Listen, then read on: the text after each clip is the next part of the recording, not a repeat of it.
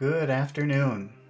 Today we're going to be reading through Chapter 3 of Dracula by Bram Stoker. But we're not just going to read the words. We're going to stop and talk about interesting vocabulary words or expressions that could be useful to you.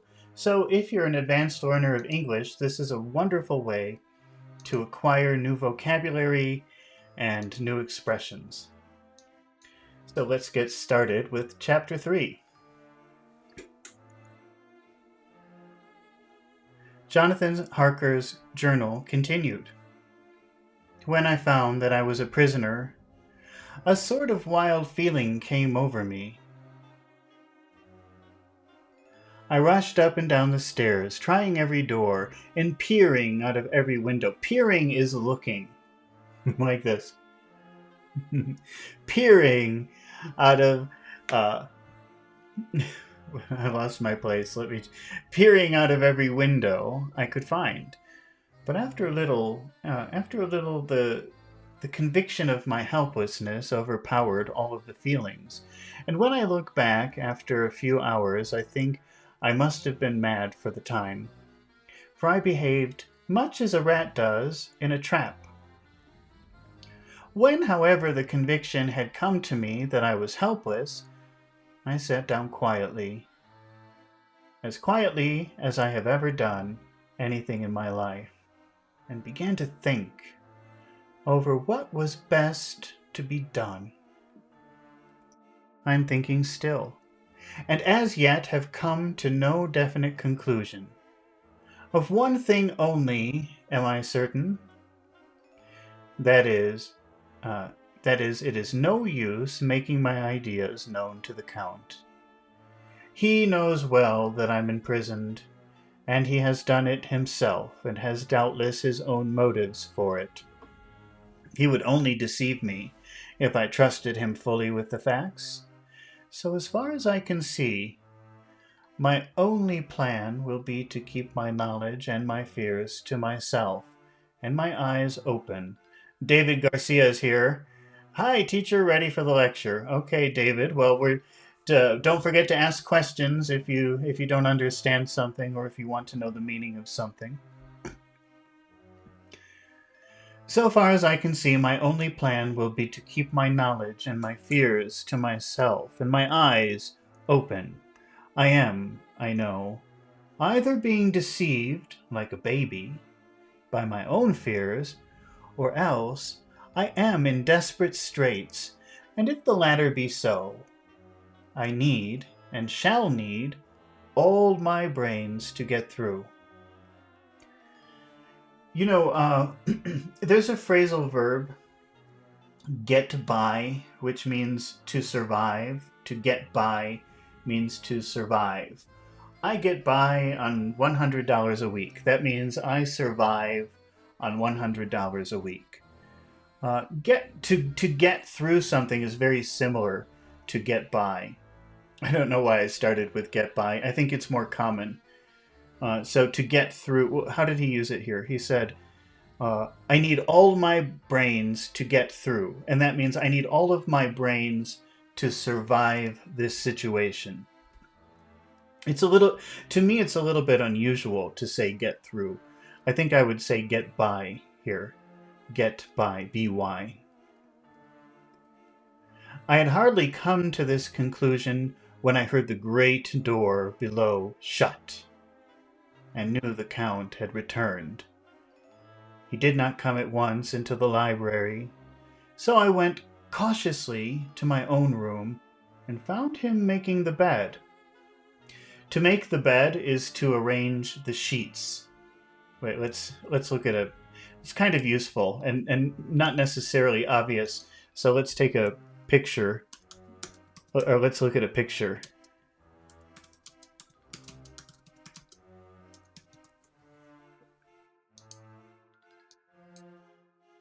Here we go.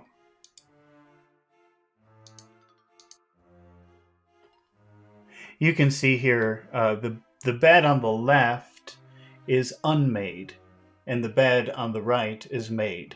So when it says that the Count was making the bed, which is very unusual for a count to be making the bed. That would be something for a servant to do. But that means he's arranging the sheets and making them nice. That's making the bed.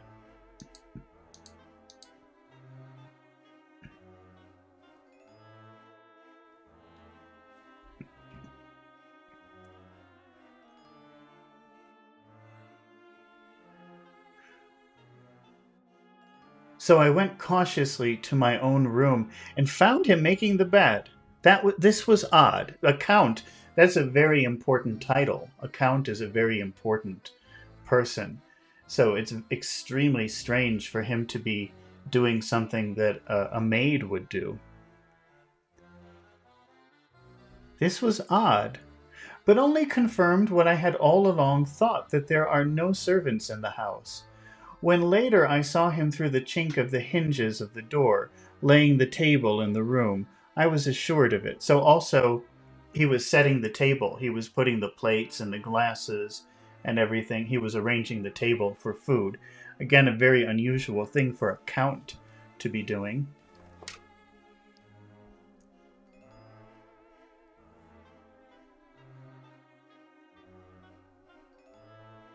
For if he does himself all these menial offices, menial means unimportant or small. Earlier this morning, we were talking about the word trivial, which means very unimportant, very insignificant. And menial also has this idea. Usually, you do that in connection with work. Menial work is something like cleaning or sweeping. It seems that actually are important jobs, but that word menial means unimportant. So if he does all of these menial offices, menial work, surely it's proof that there is no one else in the castle. It must have been the Count himself who was the driver of the coach that brought me here. This is a terrible thought, for if so, what does it mean that he could control the wolves, as he did, by only holding up his hand for silence? How was it that all the people at Bistritz and on the coach had some terrible fear for me? What meant the giving of the crucifix, of the garlic, of the wild rose, of the mountain ash? Bless that good woman who hung the crucifix around my neck, for it is a comfort and a strength to me whenever I touch it. It's odd that a thing which I have been taught to regard with disfavor as idolatrous. Idol is like a statue or something that you worship. So, what happens if we...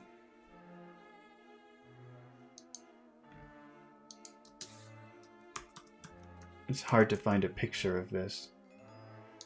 Okay.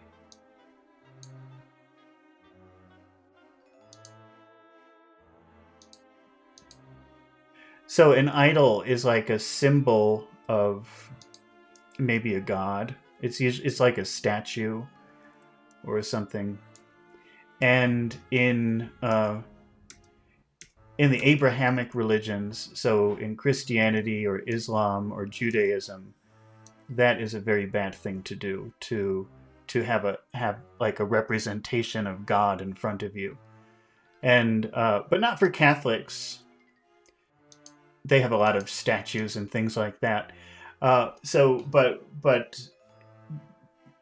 Jonathan is British, and so he I'm not sure which sect he belongs to, but they say, oh, you can't have something like a crucifix. That's against the religion. That's you would be accused of being idolatrous if you did that, which means worshiping objects instead of God. So when the lady put the cross around his neck, he felt uncomfortable. He was thinking, oh, I shouldn't have something like this on me. This is very bad. But he didn't want to hurt the lady's feelings. And now he feels very happy that he has it. It feels comforting to him. He no longer thinks that it's idolatrous. Bless that good woman who hung the crucifix around my neck, for it is a comfort and a strength to me whenever I touch it. It's odd that a thing which I have been taught to regard with disfavor and as idolatrous should in a time of loneliness and trouble be of help. Is it that there is something in the essence of the thing itself? Or that it is a medium, a tangible help in conveying memories of sympathy and comfort? So Jonathan is wondering, does the crucifix really have some kind of magical power? Or does it just make me feel better because of what it represents? Sometime, if it may be, I must examine this matter and try to make up my mind about it. In the meantime, I must find out all I can about Count Dracula, as it may help me to understand. Tonight, he may talk of himself if I turn the conversation that way. I must be very careful, however, not to awake his suspicion. Midnight. I've had a long talk with the Count. I asked him a few questions on Transylvania history. And he warmed up to the subject wonderfully in his speaking of things and people, and especially of battles. He spoke as if he had been present at all of them. This he afterwards explained by saying that a boyar, the pride of his house and name, is his own pride, and that their glory is his glory, and that their fate is his fate. Oh, Pachu is here. Hello, Pachu. How are you doing today? Long time no see, or long time no hear from. Okay, whenever he spoke of his house, he always said we, and spoke almost in the plural, like a king speaking. I wish I could put down all he said. You know, I was talking to somebody earlier. We were talking about, like, you know, you have phrasal verbs. You have write, you have the verb write, but then you have the word write down. And then you have the verb to note, which kind of means like to remember something or pay close attention to something. And then you have the phrasal verb note down. And now here we have put down. So put, we know, means like moving something, transferring something. But put down, again, means to write something. So we have write down and note down and put down. And all of these things mean make a record. Write it. And the reason for writing it is so that you have a record of it, so you can remember it. All of those things, write down, put down, note down, they all have this idea of write it so you can remember it later. So you don't forget.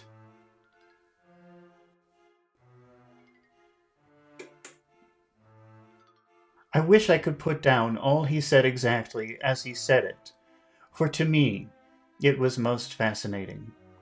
It seemed to have in it a whole story of the country. He grew excited as he spoke, and walked about the room pulling his great white mustache, and grasping means grabbing something to hold on to, and grasping anything on which he laid his hands, as though he would crush it by main strength.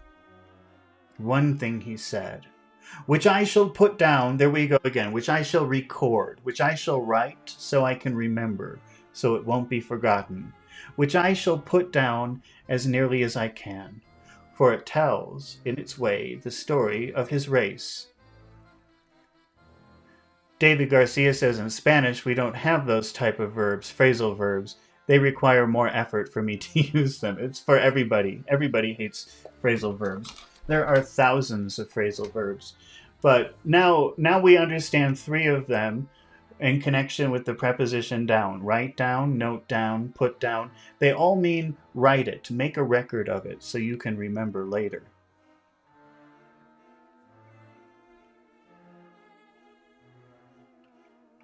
We Zekeles have a right to be proud, for in our veins flows the blood of many brave races who fought as the lion fights for lordship. Here, in the whirlpool of European races, the Urgic tribe bore down from Iceland the fighting spirit which Thor and Woden gave them, which their berserkers displayed, to which fell intent on the seaboards of Europe, aye, and of Asia, and Africa too, till the peoples thought that the werewolves themselves had come. Here too, when they came, they found the Huns, whose warlike fury had swept the earth. When were we were talking about sweep yesterday or the day before we were doing Dracula, and sweep is kind of like the whoosh, the movement of the wind. And it's used quite a bit, at least in this book it's used quite a bit to mean something comes in quickly, something comes in fast. Or how is it being used here? Till the peoples thought the werewolves themselves had come. Here too, when they came, they found the Huns, whose warlike fury had swept the earth. So the violence of the Huns moved across the earth like the wind. It went everywhere. It swept the earth.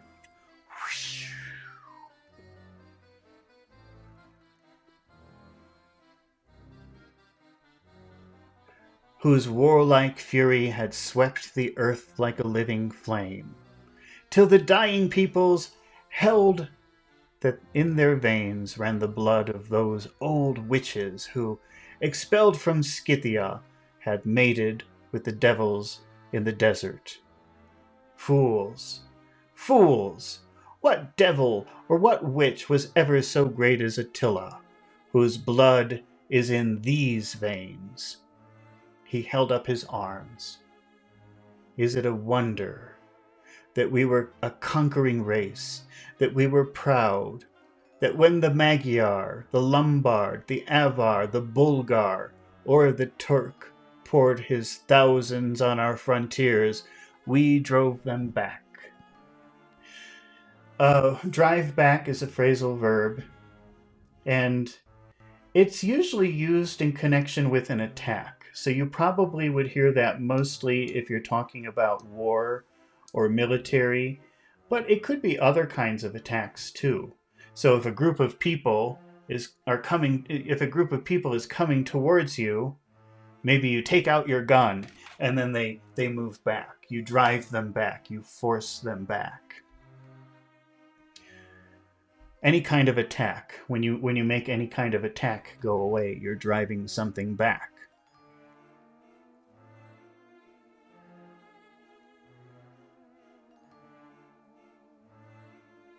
Is it strange that when Arpad and his legions swept, there's that word again, swept through the Hungarian fatherland, he found us here when he reached the frontier, that the Hunfoglalas, I don't know how to say that word, was completed there?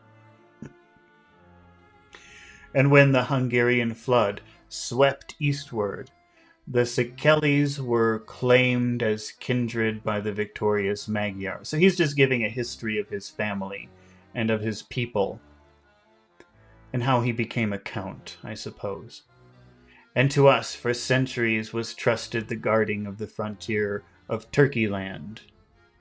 Pachu says drive back. Yes, drive back. That's a phrasal verb. It means make them go away. Make the attack go away. Really run away because they're scared or in pain. Aye, and more than that, endless duty of the frontier guard, for as the Turks say, water sleeps, and the enemy is sleepless. Who more gladly than we throughout the 4 nations received the bloody sword, or at its warlike call flocked quicker to the standard of the king? When was redeemed the great shame of my nation, the shame of Kosova, when the flags of the Wallach and the Magyar went down beneath the crescent? Who was it but one of my own race who, as voivode, crossed the Danube? I have no idea who these people are. Who he's talking about? He's just telling the story of his people.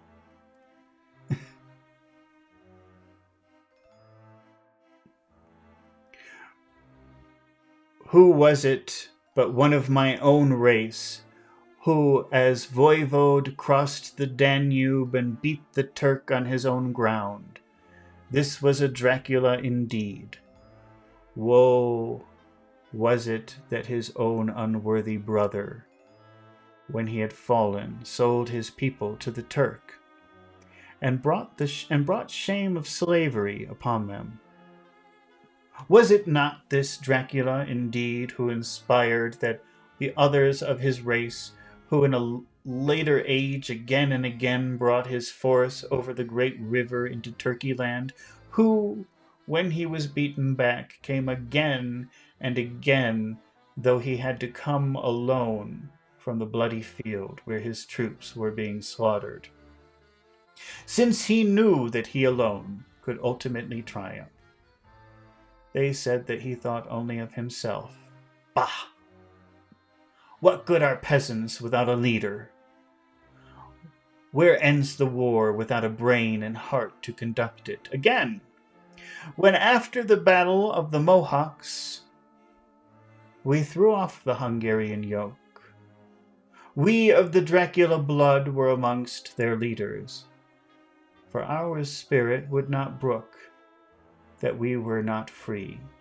Ah, young sir, the Zacheles and the Draculas, as their heart's blood, their brains, and their swords can boast a record that mushroom growths like the Habsburgs and the Romanovs can never reach. The warlike days are over. Blood is too precious a thing in these days of dishonorable peace, and the glories of the great races are as a tale that is told. It was by this time close on the morning, and we went to bed. Memo. This diary seems horribly like the beginning of the Arabian Nights, for everything has to break off at cockcrow. Cock is a rooster, a male chicken. That's a cock. And the crow of a rooster is so, and that, that always happens when the sun comes up. So he's saying, it's weird, we talk all night, and then at cockcrow, at everything finishes, everything ends, and then we go to sleep. It's a very strange way to do things. Or like the ghost of Hamlet's father. 12th of May. Let me begin with the facts. Meager facts. Meager means insufficient, not very good, not very much. We need more. So he's giving facts, but they're not. He wishes he had better information. He doesn't. So he's calling them meager facts. This is what I have, and it's not very good. It's meager. Let me begin with facts. Bare, meager facts, verified by books and figures, and of which there can be no doubt. I must not confuse them with experiences which will have to rest on my own observation, or my memory of them. Last evening, when the Count came from his room, he began by asking me questions on legal matters, and undoing of certain kinds of business. Pachu, while I'm reading this, you should pay attention to the long sounds. Listen for all those long sounds. Start noticing that some of these words, some of these vowel sounds can be very, very long and complicated. I had spent the day wearily over books and simply to keep my mind occupied went over some of the matters I had been examined in at London's Inn, and there was a certain method in the Count's inquiries, so I shall try to put them down in sequence. The knowledge may somehow or sometime be useful to me. First, he asked if a man in England might have 2 solicitors or more.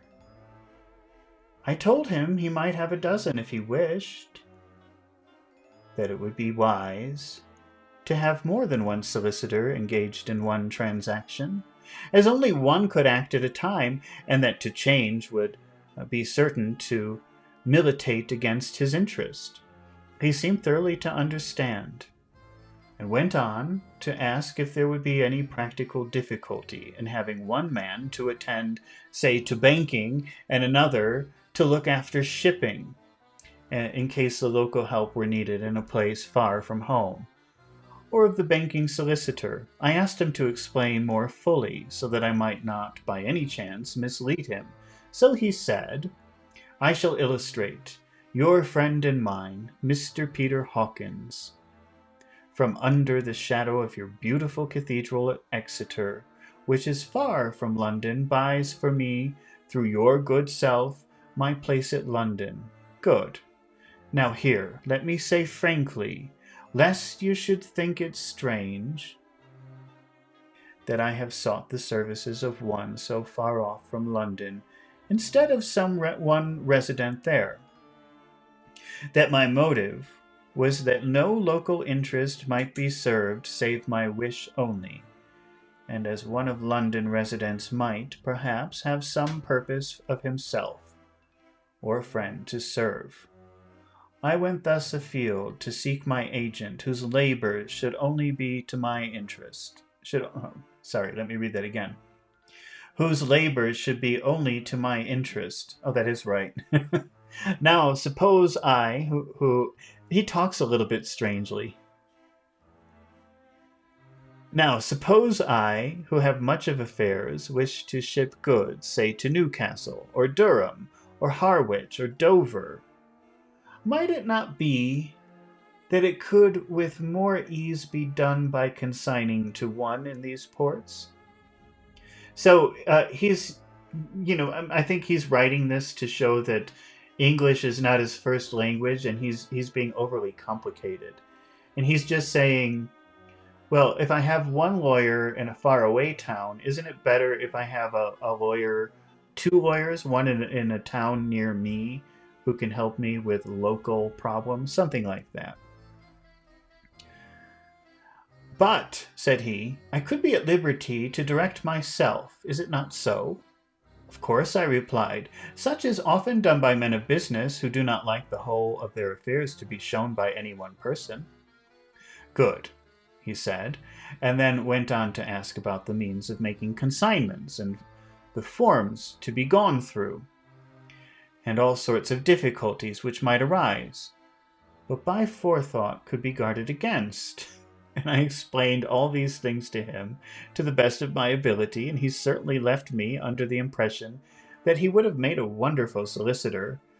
So the Count is asking him about very fine details about moving things and the process for importing things into England or making things leave England, and how does the lawyer need to be involved and what sort of paperwork is involved. He's very interested in all of the details of importing things and exporting things.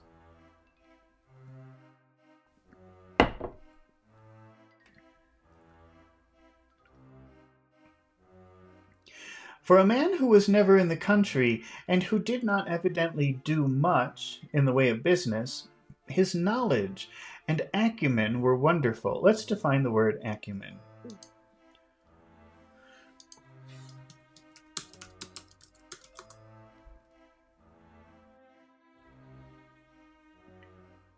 To make quick, accurate judgments and decisions, especially in things like business or finance or politics. So somebody who's very quick and makes good judgments. Or somebody who analyzes things very quickly.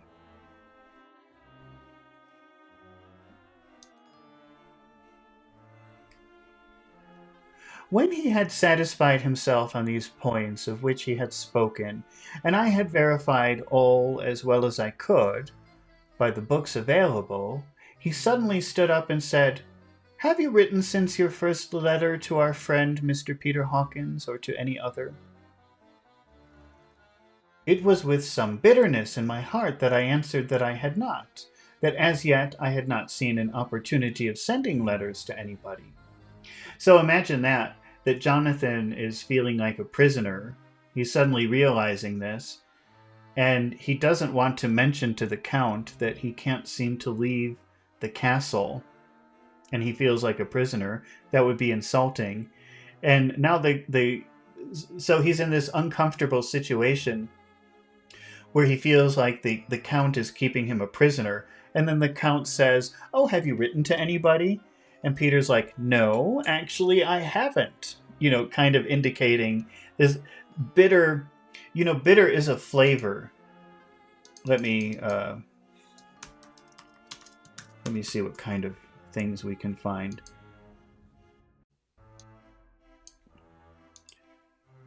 We've talked about that word before.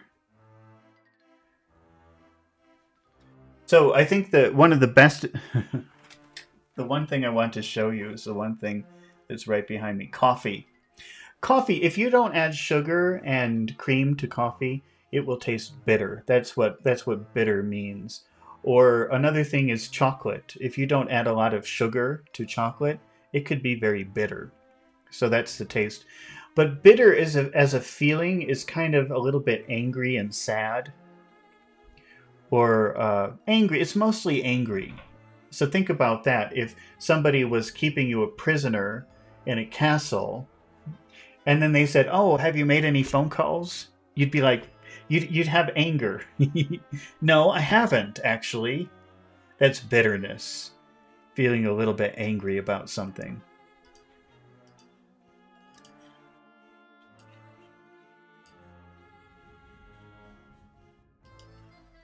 Pachu says far, long sound. It is. That is definitely a long sound. For a couple of reasons.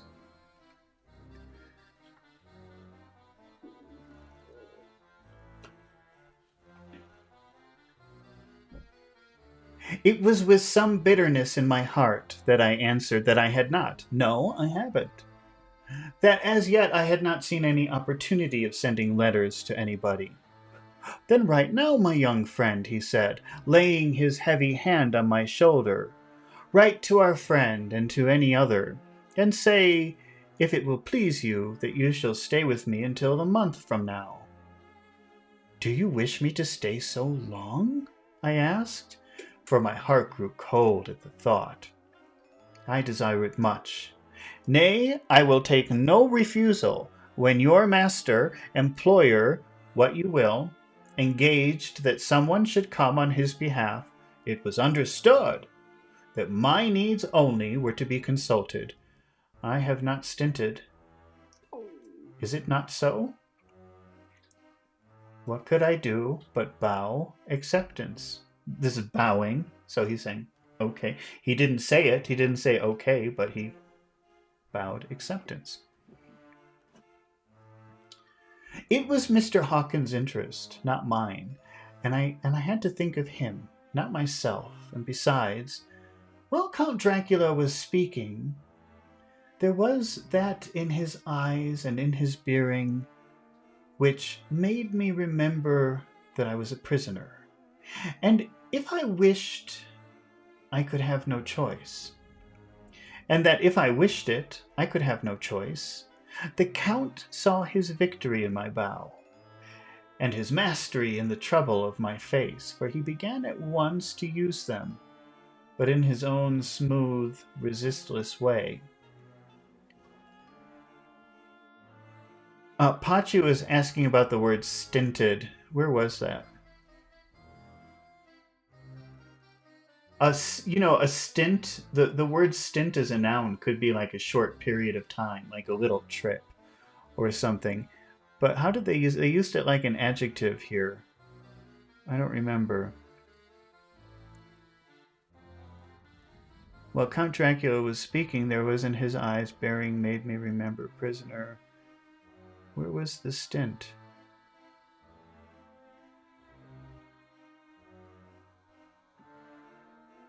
Oh. Okay. I'm not sure how it's being used here. Let's take a look at that. So you can see this is not a very important word.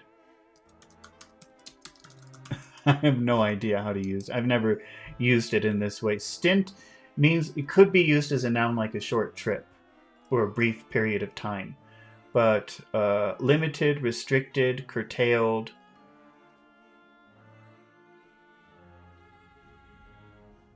Sparingly, restraint. Let's see. Let's read that again. I desire it much.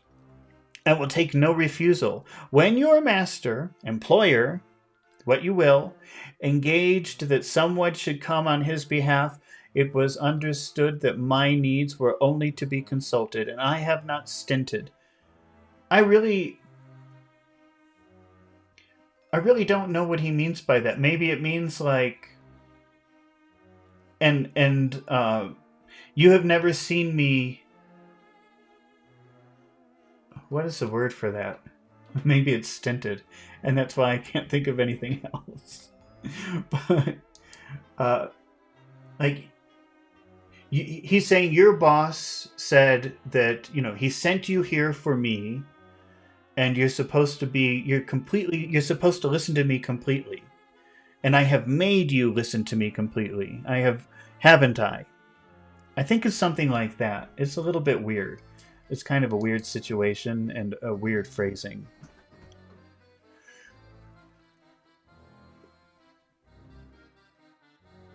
Maybe I have taken advantage of his offer 100%. Let's say it like that.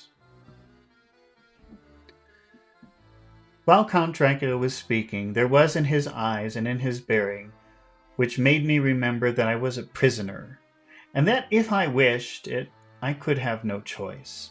And the Count saw his victory in my bow, and his mastery in the trouble of my face, for he began at once to use them, but in his own smooth, resistless way.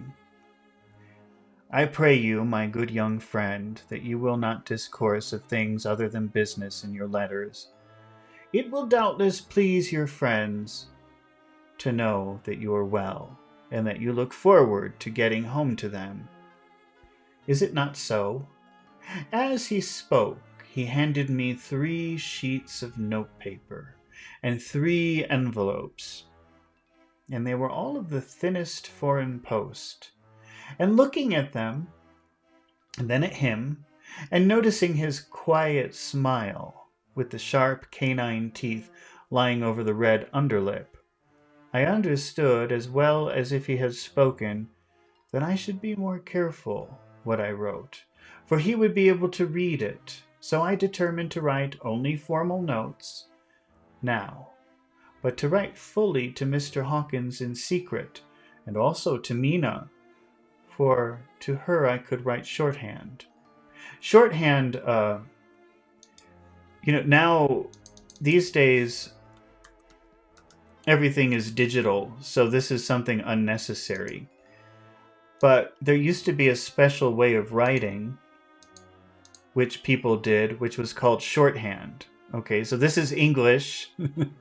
Believe it or not, that's English. But these are very simple letters, so you could write them very quickly.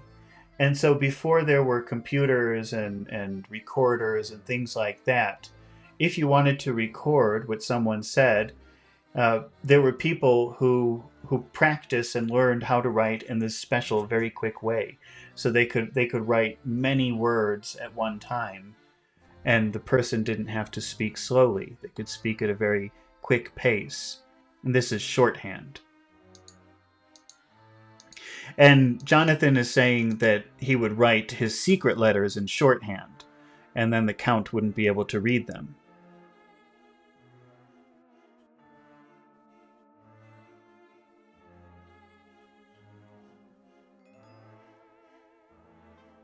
So I determined to write only formal notes now, but to write fully to Mr. Hawkins in secret, and also to Mina, for to her I could write shorthand, which would puzzle the Count. Puzzle means confuse, if he did see it.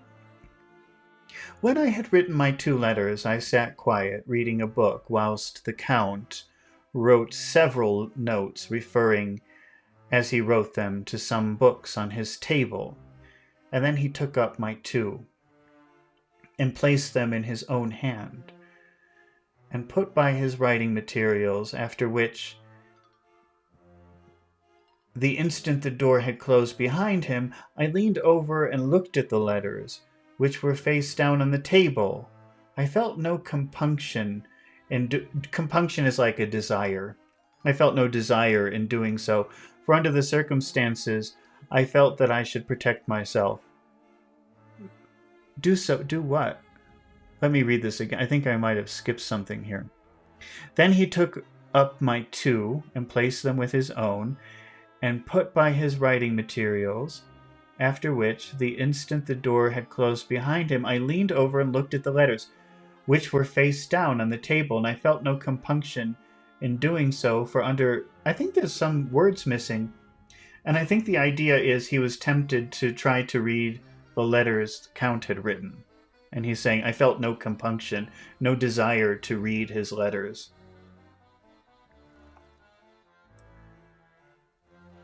One of the letters was directed to Samuel F. Billington, number 7, The Crescent, Whitby. Another to Herr Leutner, Varna. The third was to Coutts and Company, London.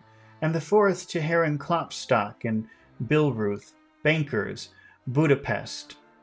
The second and fourth were unsealed. I was just about to look at them when I saw the door handle move. I sank back in my seat, having just had time to resume my book before the Count, holding still another letter in his hand, entered the room, and he took up the letters on the table and stamped them carefully, and turning to me said, Pachu says compunction.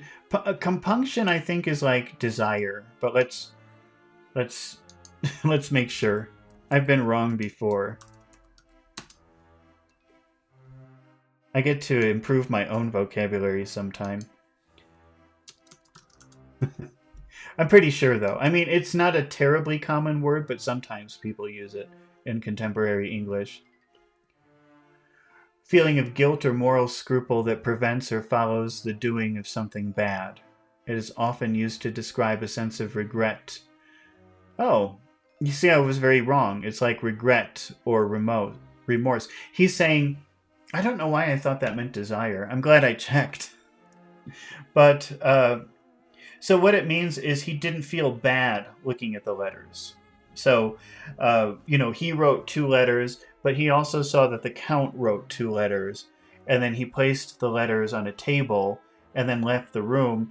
And so now Jonathan is, what's on those letters he's writing? And he says he felt no compunction, which means he didn't feel bad. He didn't feel it was wrong to do it.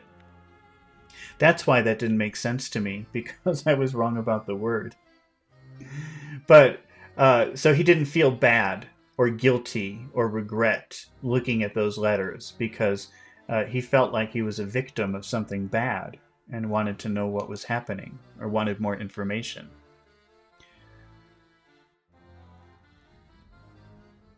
He took up the letters and... Oh, wait. I sank back in my seat, having just had time to resume my book before the Count, holding still another letter in his hand, entered the room.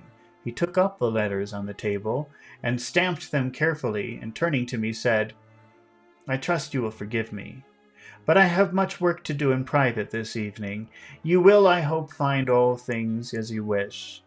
At the door he turned, and after a moment's pause said, Let me advise you, my dear young friend, nay, let me warn you with all seriousness, that should you leave these rooms, you will not by any chance go to sleep in any other part of the castle.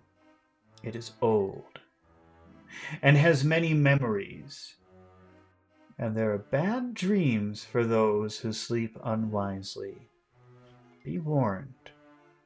Should sleep now or ever overcome you, or be like to do, then haste to your own chamber, or to these rooms, for your rest will then be safe. So he's telling Jonathan, don't fall asleep in any other part of the castle. If you feel tired, if you feel very tired, run to these rooms where you will be safe. That's kind of weird, isn't it? But if you be not careful in this respect, then he finished his speech in a gruesome way. Gruesome means like scary or frightening or bloody. For he mentioned with his hands as if he were washing them. It's kind of scary, right? Gruesome. I quite understood. Oh, so he didn't really finish his sentence with words. He said, let's reread it again.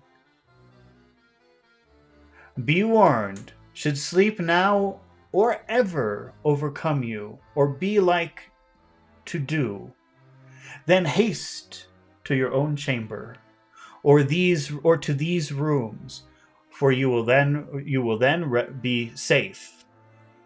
But if you be not careful in this respect, then... And he went like this, which maybe means something horrible would happen, like he would die. He finished his speech in a gruesome way, for he motioned with his hands as if he were washing them. I quite understood. My only doubt was as to whether any dream could be more terrible than the unnatural, horrible net of gloom and mystery which seemed closing around me. Later, I endorse the last words written, but this time there's no doubt and question. I shall not fare in any place where he is not. I have placed the crucifix over the head of my bed. So what he's done, the old lady gave him a crucifix, and actually this is very common in Christian homes anyway. You'll see this all the time.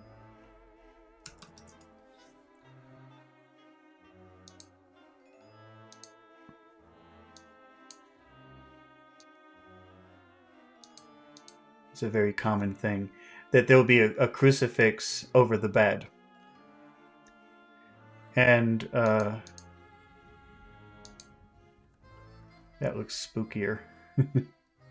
I like this one.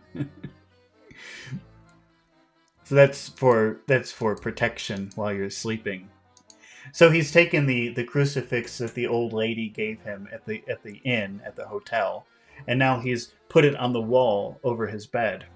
Like in the picture I just showed you.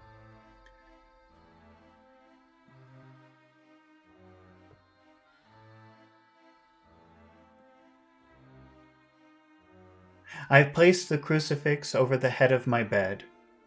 I imagine that my rest is thus freer from dreams, and there it shall remain.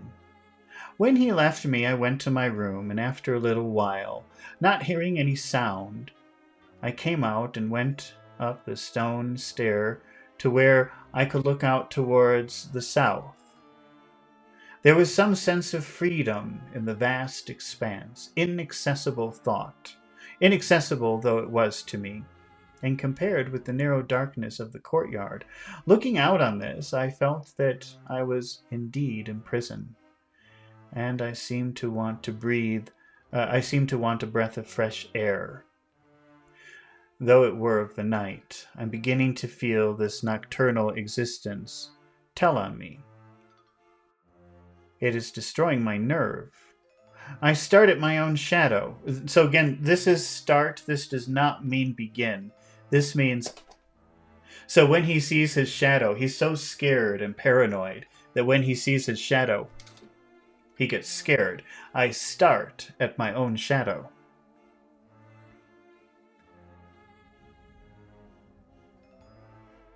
And am full of all sorts of horrible imaginings. God knows that there is ground for my terrible fear, as this accursed place. I looked out over the beautiful expanse, bathed in soft yellow moonlight, till it was almost as light as day, and in the soft light the distant hills became melted, and the shadows and the valleys and gorges of velvety blackness. The mere beauty seemed to cheer me. There was a peace and comfort in every breath I drew. And as I leaned from the window, my eye was caught by something moving. A story below me. Story means floor. So you can say the building has 10 floors. But also you could say the building has 10 stories. And that would mean the same thing. So when he says there was something moving a story below me, that means there was something moving on the floor below me. So if he's looking out the window, maybe he could see the windows from the floor below him, the story below him. And somewhat to my left, where I imagined, from the order of the rooms, that the windows of the Count's own room would look out. So he thinks it's coming from the floor below and a little to the left, and he thinks maybe that's the Count's room. Pachu says stone, and then you have this word mullioned? Did you maybe accidentally type the wrong word? Because I don't recognize that word mullioned.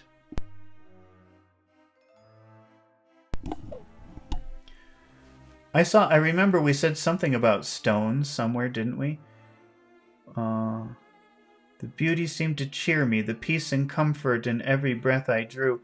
As I leaned from the window, my eye was caught by something moving, a story below me and somewhat to my left, where I imagined from the order of the rooms that the windows of the Count's own room would look out. The window at which I stood was tall and deep. Oh, you're reading ahead of me. Stone mullioned. I don't know that word. Let's take a look at it.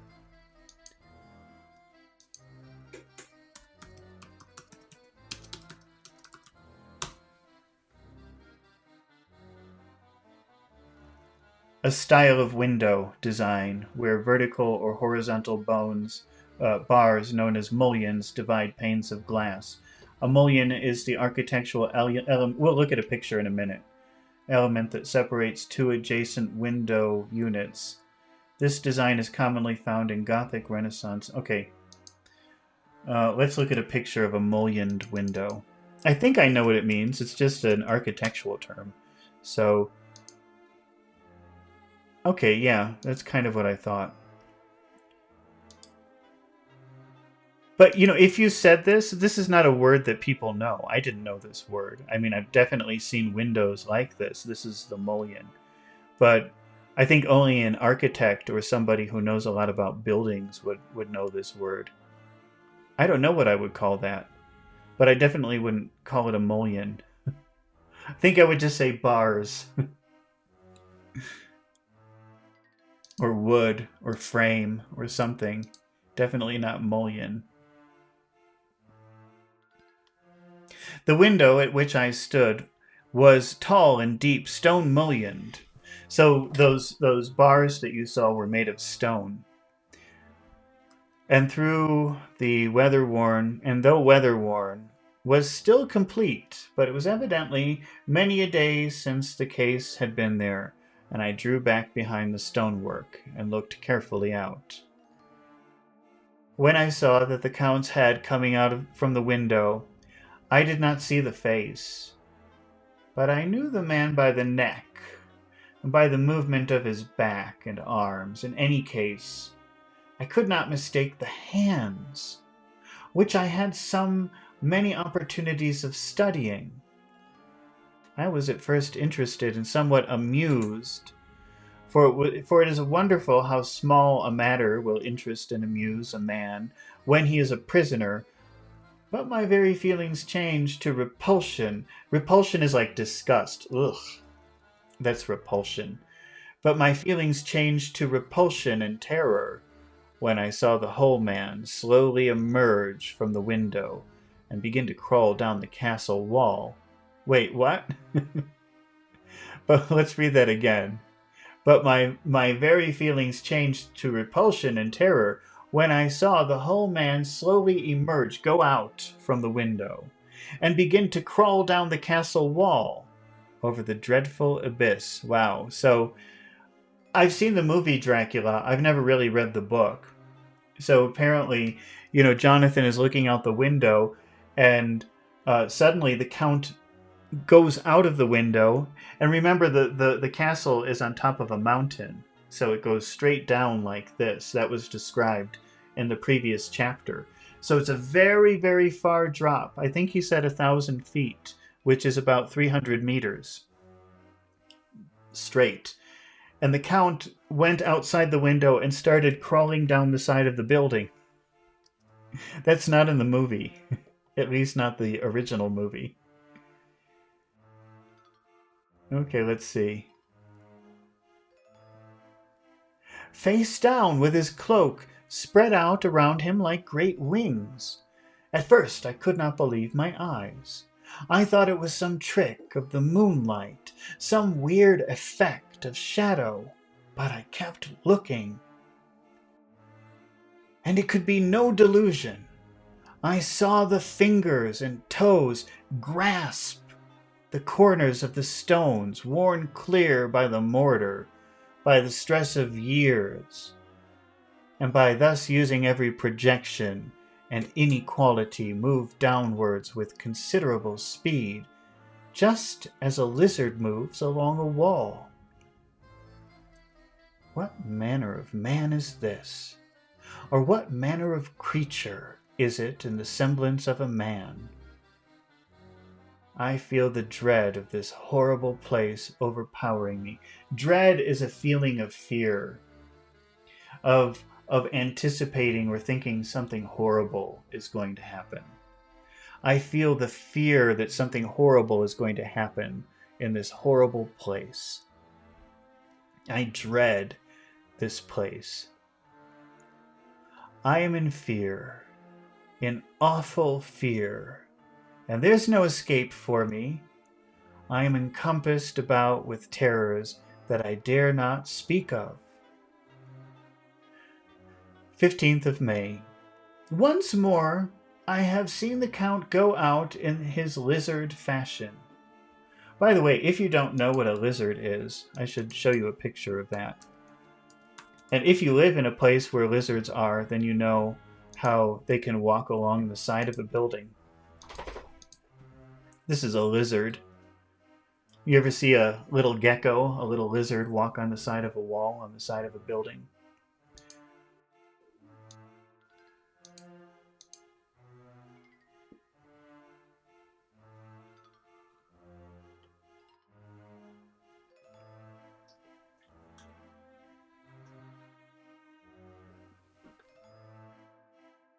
He moved downwards in a sidelong way, some 100 feet down. 100 feet, that would be like maybe 30 meters or something like that. And a good deal to the left, he vanished into some hole or window. Vanish means disappear. When his head had disappeared, I leaned out to try to see more, but without avail. When something is of no avail, it means it was pointless. It didn't work. It didn't work as expected. So when the Count started going in the window or the hole, Jonathan looked out more, but to no avail. He couldn't see what was happening.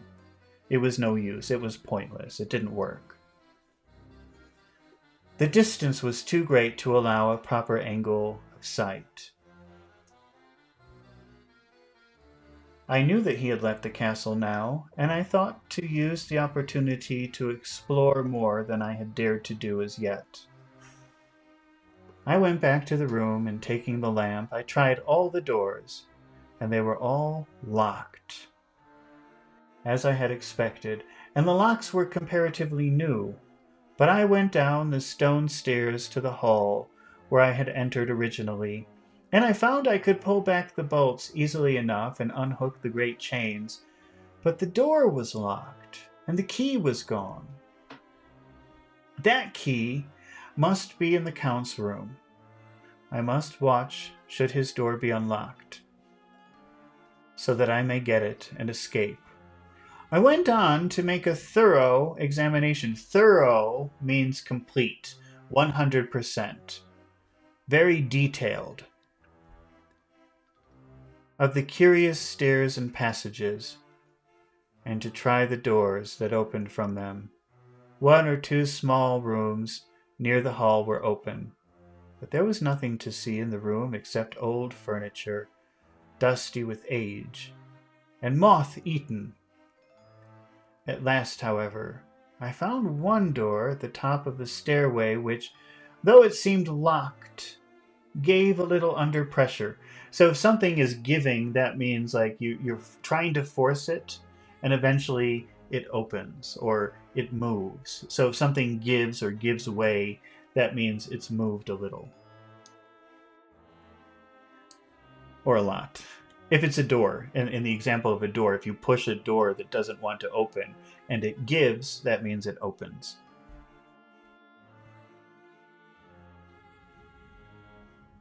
But that the resistance came from the fact that the hinges had fallen off somewhat, and the heavy door rested on the floor. So actually, let me just show you in case you don't know what hinges are.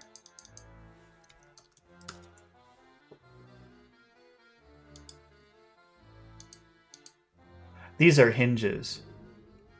So the door was locked and he pushed on it and it gave. It didn't actually open. The hinges were just so old that the door fell. So the door was supposed to be locked.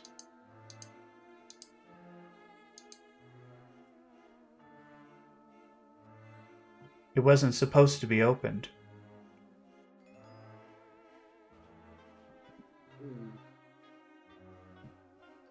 Here was an opportunity which I might not have again, so I exerted myself, and with many efforts forced it back so that I could enter. I was now in a wing of the castle further to the right than the rooms I knew, and a story lower down. From the windows I could see that the suite of rooms lay along the south of the castle, and the windows of the end room looking out both west and south. On the latter side, as well as to the former, there was a great precipice. The castle was built on the corner of a great rock. Precipice means like an edge. So I guess he's looking out the window, and again, it's a very long drop because it's on an edge, it's on a precipice.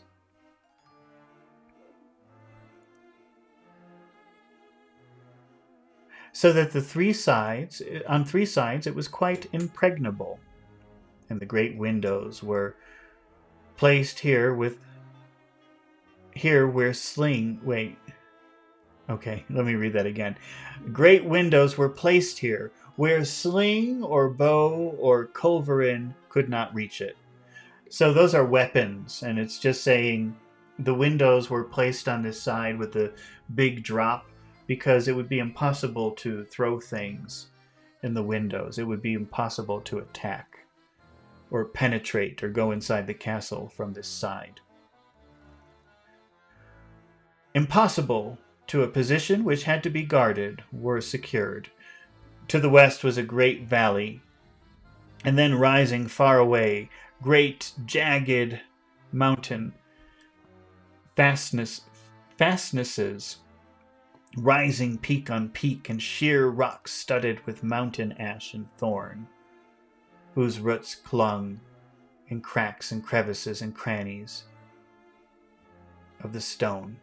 This was evidently the portion of the castle occupied by the ladies in bygone days, for the furniture had more an air of comfort than any I had seen. The windows were curtainless, and the yellow moon flooding in through the diamond panes enabled one to see even colors, whilst it softened the wealth of dust which lay over all the disguised, in some measure, the ravages of time and moth. My lamp seemed to be of little effect in the brilliant moonlight, but I was glad to have it with me, for there was a dread. Remember, dread is a feeling like something horrible is going to happen, a fear that something really bad is about to happen.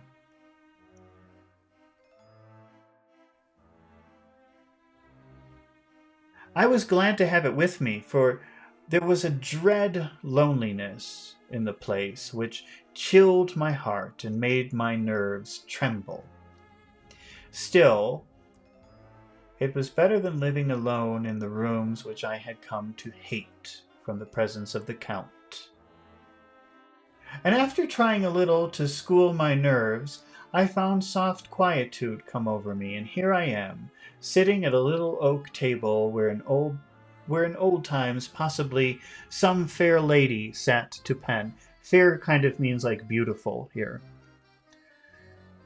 With much thought and many blushes, her ill-spelt love letter, and writing in my diary in shorthand all that has happened since I closed it last. It is the 19th century, up to date with a vengeance, and yet, unless my senses deceive me, the old centuries had and have powers of their own which mere modernity cannot kill. Later. The morning of May 16th, the morning of the 16th of May, God preserve my sanity, for to this I am reduced. Safety and the assurance of safety are things of the past.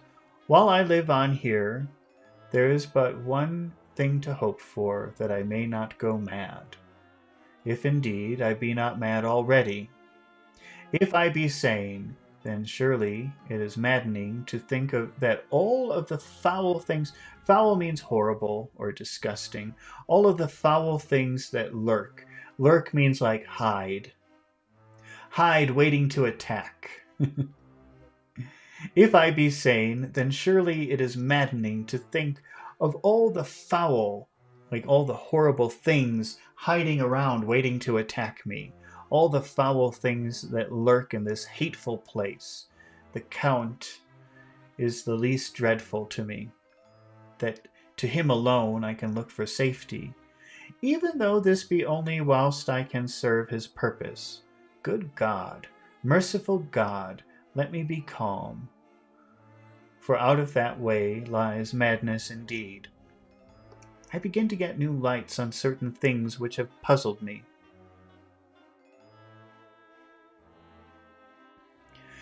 Pachu says, I saw 3 to 4 movies that are Dracula. Which is the original?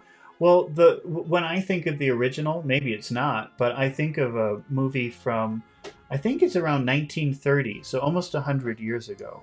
Let me see.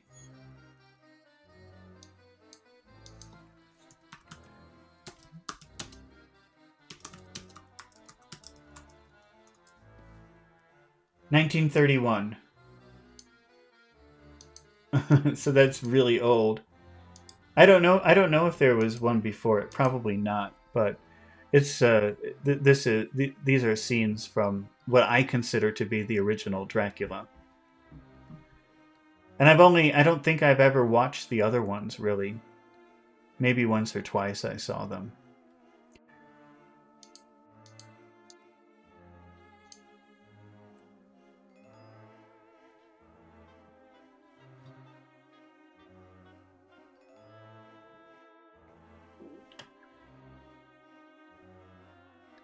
I can look for safety, even though this be only whilst I can serve his purpose. Great God, merciful God, let me be calm, for out of that way lies madness indeed. I begin to get new lights on certain things which have puzzled me. Puzzled means confused, things that have confused me. Up to now, I never quite knew what Shakespeare meant when he made Hamlet say, "My tablets, quick, my tablets! This, 'tis meet that I put it down," etc. I don't understand that last part. "'Tis meet that I put it down." Well, Jonathan doesn't understand it, and I don't understand it either. For now, feeling as though my own brain were unhinged. Do you know that this has become a pretty popular word on the internet? You'll see the word unhinged being describing people quite a bit, and that means they go crazy. And we've actually seen hinges. We were just talking about hinges. Do you remember that word? We just looked at hinges when we were talking about the old door. These are hinges. So, but unhinged means gone crazy. How did he use it here? Wait, let's see.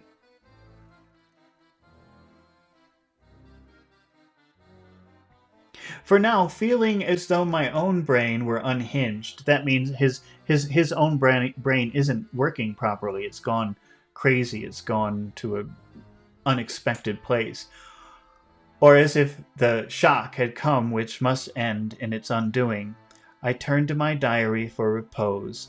The habit of entering accurately must help to soothe me. I think we had that word soothe. I don't know if it was in Dracula or a different book. But that means to relax, to make feel relaxed. So he's saying writing in my diary helps me feel relaxed. It soothes me. Listen to how long that vowel sound is. Soothe. It soothes me. The Count's mysterious warning frightened me at the time. It frightens me more not when I think of it, for in the future he has a fearful hold upon me. I shall fear to doubt what he may say. When I had written in my diary, and had fortunately replaced the book and pen in my pocket, I felt sleepy. The Count's warning came into my mind, but I took pleasure in disobeying it. The sense of sleep was upon me. Uh-oh. So he's feeling sleepy and he's not in the right place to go to sleep. He's not in his rooms. He's out somewhere. And he thought, oh, the Count warned me, don't fall asleep in other parts of the castle. And he's saying, I'm going to. I don't care what he says. I'm going to fall asleep in this other part of the castle. Bad idea, Jonathan. The sense of sleep was upon me, and with it the obstinacy. Obstinate means stubborn. I don't care. I'm not listening. Which sleep brings as outrider. The soft moonlight soothed, and the wide expanse without gave a sense of freedom, which refreshed me. I determined not to return tonight to the gloom-haunted rooms, but to sleep here, where of old ladies had sat and sung and lived sweet lives, whilst their gentle breasts were sad for their menfolk, away in the midst of remorseless wars. I drew a great couch out of its place near the corner, so that as I lay, I could look at the lovely view to east and south, and unthinking, and of uncaring for the dust, composed myself for sleep. I suppose I must have fallen asleep. I hope so, but I fear, for all that followed was startlingly real, so real, that now sitting here in the broad, full sunlight of the morning, I cannot in the least believe that it was all sleep. I was not alone. The room was the same, unchanged in any way since I came into it. I could see along the floor in the brilliant moonlight my own footsteps marked where I had disturbed the long accumulation of dust.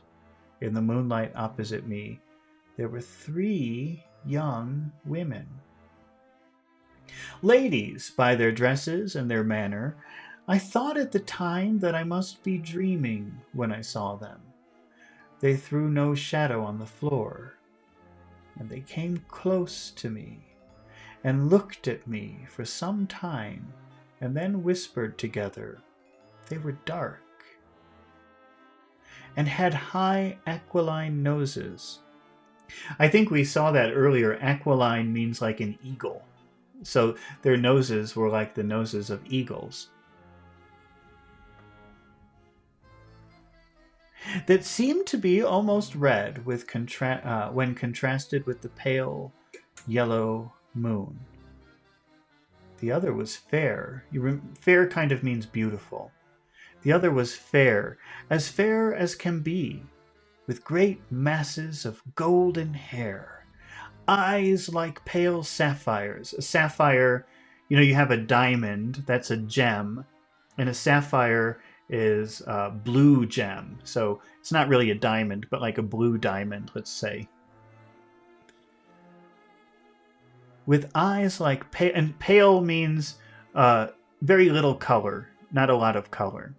So normally a sapphire is a very deep blue, but a pale sapphire would be a very light colored blue. I seemed somehow to know her face, and to know it in connection with some dreamy fear, but I could not recollect at the moment how or where. All three had brilliant white teeth that shone like pearls against the ruby of their voluptuous lips. So just in case, so you have a diamond, which is clear. That's a very clear kind of gem, like glass. And then a sapphire, that's kind of like a blue diamond. It's a blue gem. And then you have a ruby, which is a red, like a red diamond. It's a red gem.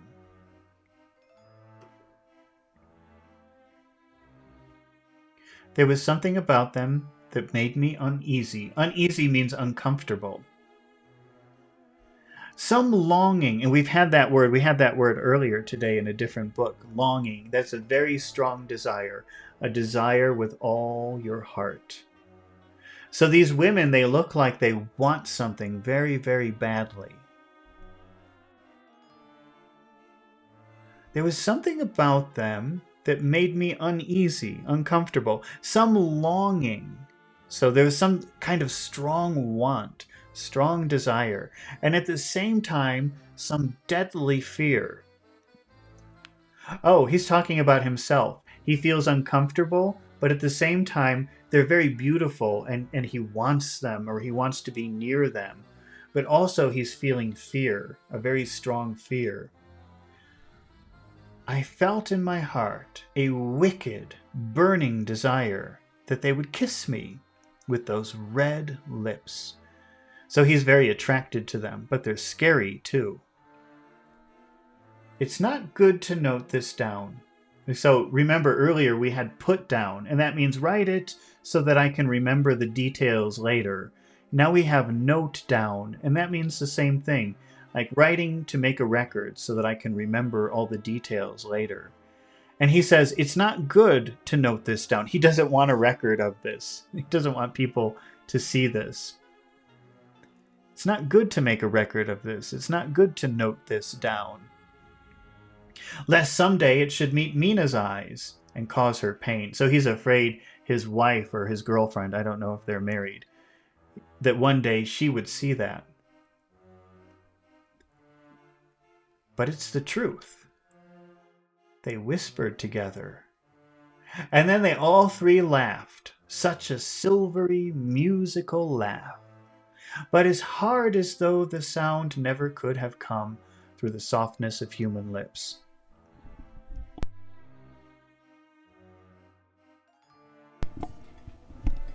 Sorry, I think I needed a drink.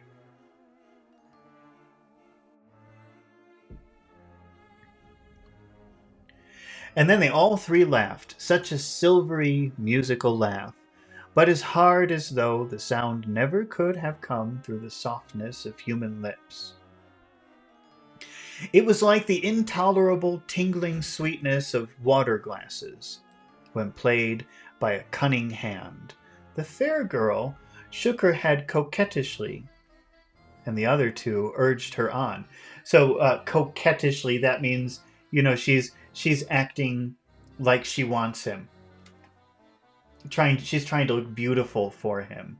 And the other girls are saying, yeah, do it. They're encouraging her. They are urging her on. One said, go on. You are first and we shall follow. Yours is the right to begin. The other added, he is young and strong. There are kisses for us all. I lay quiet, looking out from under my eyelashes in an agony of delightful anticipation. Agony is suffering. The fair girl advanced and bent over me till I could feel the movement of her breath upon me. Sweet it was in one sense, honey sweet, and sent the same tingling through the nerves as her voice. but with a bitter underlying the sweet, a bitter offensiveness, as one smells in blood. I was afraid to raise my eyelids, but I looked out and saw perfectly under the lashes the girl went on her knees and bent over me, simply gloating. To gloat is when you have power over someone and you laugh at them. Like, ha ha ha ha, I own you. Something like that. That's kind of like gloating. Like, imagine if you are having a competition, you play a game with someone, maybe a soccer game, I don't know. And if you win, there's such thing as a good winner and a bad winner. A good winner says, good game, let's play again. And a bad winner says, ha ha, I won. I'm wonderful and you're horrible. And that's gloating. That's what gloating is. It's like being powerful over someone and making them feel small. The girl went on her knees and bent over me, simply gloating, so she knows that she has this power over him. And she's showing it. I control you. There was a deliberate voluptuousness, which was both thrilling and repulsive. Remember, repulsive is disgusting. So he's excited, but he's also feels disgusted. And as she arched her neck, she actually licked her lips like an animal, till I could see in the moonlight the moisture shining on the scarlet lips and on the red tongue as it lapped the white, sharp teeth. Lapping is, if you think about a dog or an animal drinking water, that's kind of lapping water. So licking and lapping are very similar things. That's disgusting. Okay, let's see. So the red tongue as it lapped the white, sharp teeth. So she's got those vampire teeth and she's lapping them. Lower and lower went her head as the lips went below the range of my mouth and chin and seemed to fasten on my throat. Then she paused. I could hear the churning sound of her tongue as it licked her teeth and lips. Churning is when something is kind of moving in a circle, so her tongue is moving around in her mouth. It's churning, and he can hear it. Then the skin of my throat began to tingle as one's flesh does when the hand that is to tickle it approaches nearer and nearer. So he's feeling her getting closer and closer to his neck, and he's feeling a sensation as that's happening. That's the tingling. It's like a little bit of electricity, a little bit of energy. Just very soft, though. That's a tingle. Not like this, like this. If you do this to your neck, you can feel a little tingle. I could feel the soft, shivering touch of the lips on the super sensitive skin of my throat and the hard dents of two sharp teeth. Touching and pausing there, I closed my eyes in languorous ecstasy and waited with a beating heart. But it did. I better move my cup. I almost spilled my tea.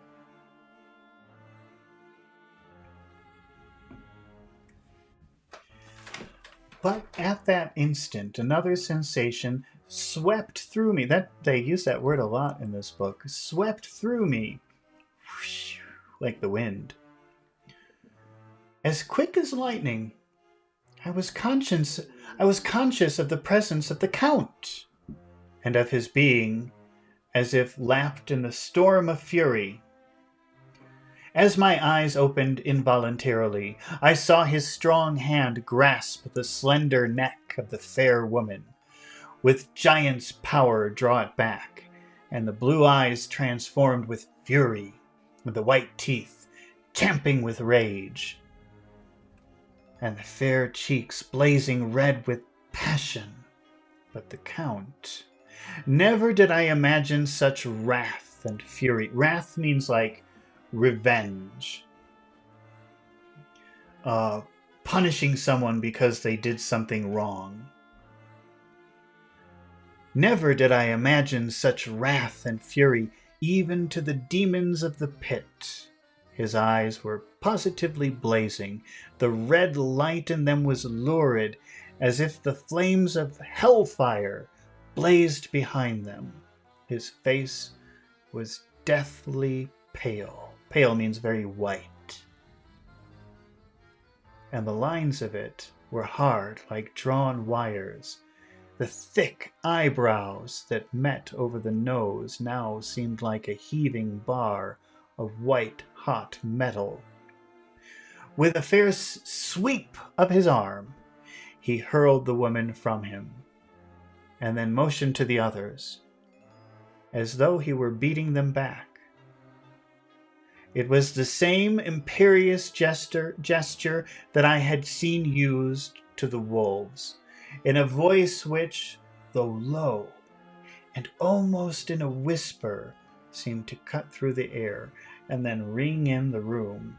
He said, "How dare you touch him? Any of you? How dare you cast your eyes on him?" Cast means throw. But to cast your eyes on someone means to throw your eyes on someone. Look at them. How dare you touch him? Any of you? How dare you cast your eyes on him when I have forbidden it? Back. I tell you all, this man belongs to me. Beware how you meddle with him, or you'll have to deal with me. And meddle, we've seen that word before also. That means interfere. The fair girl, with a laugh of ribald coquetry, ribald, I don't even know if I'm pronouncing that right, but let's see. I can't even tell you what it means. It's not a word that you have to know. You shouldn't try to memorize a word like this. So let's just check it out. First, I want to get the pronunciation. I don't even know how to pronounce this. Ribald. Ribald. So I was wrong. I would say ribald, but I guess it's ribald. Okay. Let's see. And what does it mean?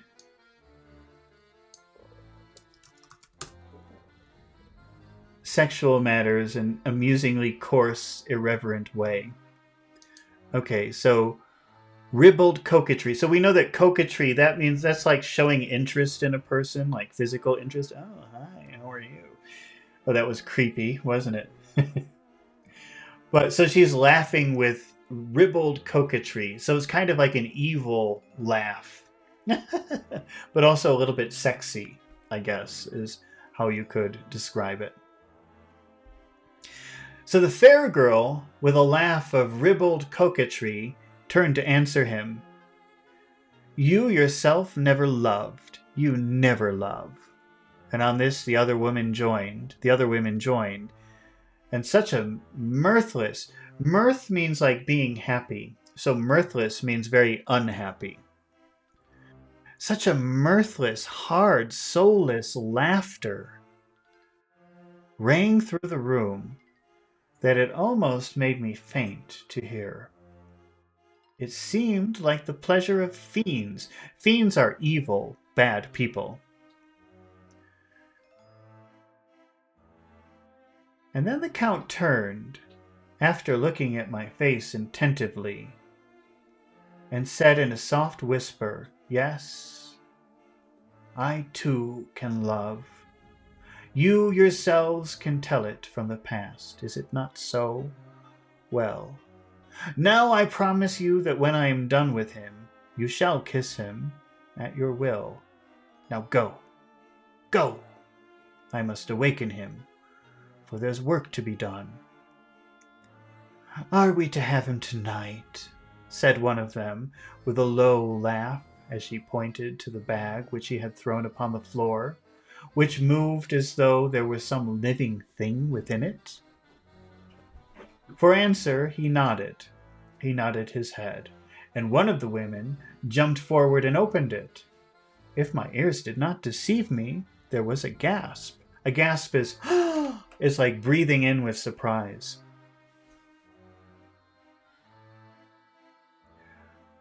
If my ears did not deceive me, there was a gasp and a low wail. A wail is a cry. Oh, that's a cry. As of a half-smothered child. Smothered means can't breathe. Covered and can't breathe.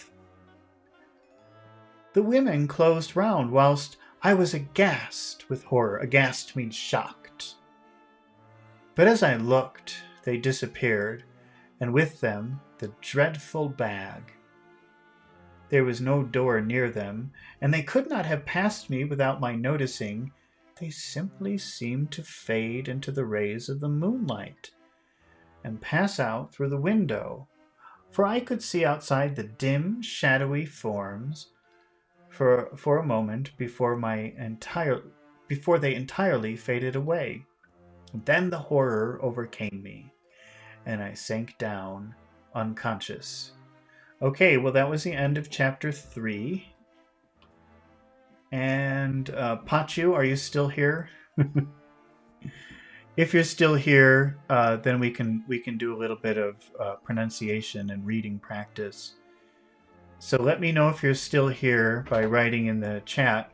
And I'm just going to take a 1-minute break, and I'll be back and see if you've responded.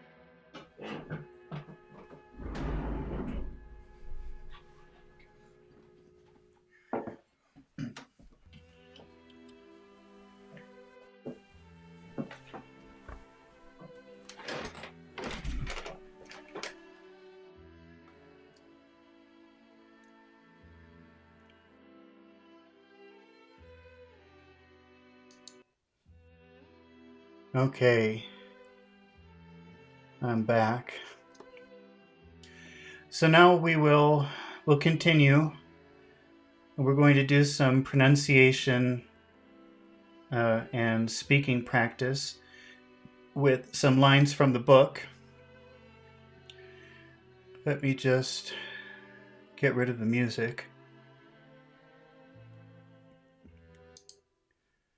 All right. And I hope you're still there, Pachu. I'm going to call you right now. Let's see.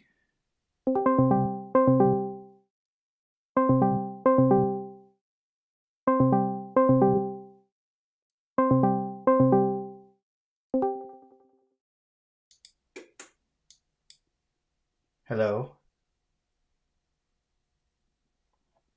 Hello, sir. Oh, okay. How are you doing? Did you have a good sleep? Yes, sir. Yeah. Okay. All right. Let's see. Let's continue with this. Did you notice while I was reading that some sounds are very long and some sounds are very short?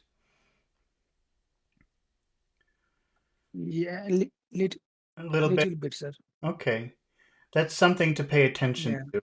It's that would be very helpful both in understanding what people are saying, but also it would make the way that you speak much clearer for people. So, Yeah. can you see the screen, the video, what we have here? Yes, sir. Yes. All right, let's look at this. When I had written my diary, can you just read just that line? When I had written my diary, you read that. Yes. Okay, sir. When I had written in my diary, Okay. Now let's take a look at the first part. When, when. What do you think about that sound, that vowel sound in that word? When. when one, It's one when, sound. Is it long or short? when, when, Hmm. when is long, Well, I think when, it seems long because W is like a vowel. It's actually a lot of vowel sounds. Uen. It's two sounds. Uen. Uen. when, Uen. when, when. Uen. Yeah. How about the word I? How many sounds are in that? I. I too. Two. Can you say Yeah. when I? When I, when I Okay. What about the word had? Had. had, Is that had long or short? Had. one. Had Hmm. a long It's had. it's pretty long, but you know, English does not like to put a lot of long sounds together. So sometimes we force words to be small, especially if they're not important. And actually, let me uh, wait a minute. I'm trying to figure out how to write here. Is this right? No. Uh, where is it? Oh no, my window where I write has disappeared, and I don't remember. Oh wait, I think this is it. Yeah, here we go. Okay, found it. So I had written. That could even be a contraction. That could be I had written because a lot of times if we have a choice, we like to make things short if we have too many long sounds together. So, Yeah. can you see how you could make the contraction I'd? So unimportant that word had that you can change it to I'd. I'd written. I'd, I'd written, I'd written, But even if you want to, I'd, yeah, even if you want to pronounce had, you would make it small. I had written. I had written. I had written. I'd written, When, I'd written, what do you think about written? Written. Written. That the vowel sounds, are they long or short? written, written, Mhm. a long, written, Written. Yeah. Well, compared to the other sound, it is long. Written. Written. written, written, Can you say the phrase when writ. I had written? When I had written. When I'd written, when I'd written, You enjoy, try to enjoy saying the word I a little bit more. When I'd written. When I did written, Hmm. when I did written, Yeah, you want to take your time. You don't want to go too quickly. You have to practice taking your time. yeah, When I yeah. when I'd written, try it again. when I, when I did written, when I did written, Okay. In my, in my, in my, in my. in in my Are those in my are, in my are those vowel sounds long or short? In my. my is long. Okay. My Hmm. How about in? in is short. Oh, In my written in my, written in my. written in mine. When I'd written in, Written in mine. when I'd written in. When I'd written Go ahead. when I'd written in mine. Okay, when I'd written. Written or written. Oh, I'm not sure what you're asking. What part of the word is difficult for you, or what part of the word are you asking about? No, I am asking written or Oh, return. oh, I oh.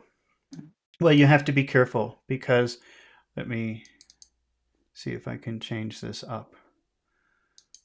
Um, where is it?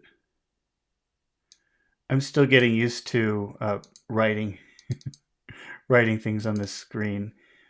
Let me. I'm going to put two words up here. We've got, and we'll take a we'll practice pronouncing both of them. Okay. Because believe it or not, even though they seem like very different words, they could actually. Uh, oh wait. Okay, I just wanted to make this clear because it seems like the words are a distraction. Okay, now how would you say number one? Can you see the word on the screen? Do you see that? Hello. hello sir. Okay. Do you see the two words that I have written on the screen? Yeah, yes sir, yes. How would how I would written and uh-huh. Go ahead. Say number one. Say, return and, and return and say number two.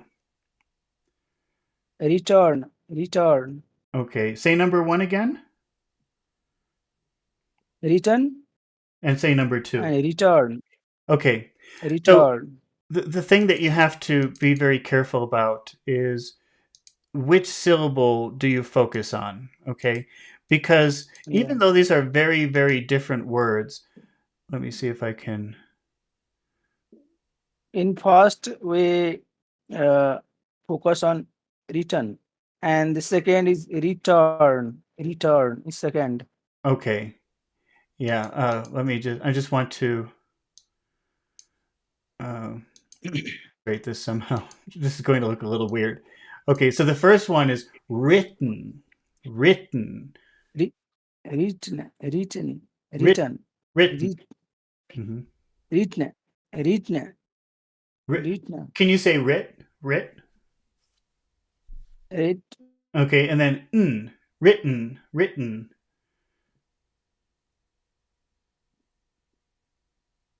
This is number one. We're doing number one. Written, written. Oh, let's do it like that. Written. I can't. That's the way I say it. Written. Say number one.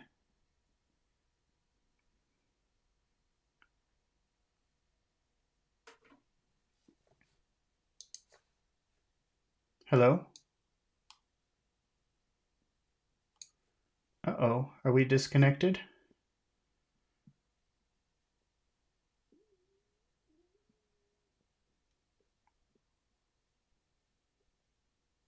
I don't know if you're talking. Are you talking?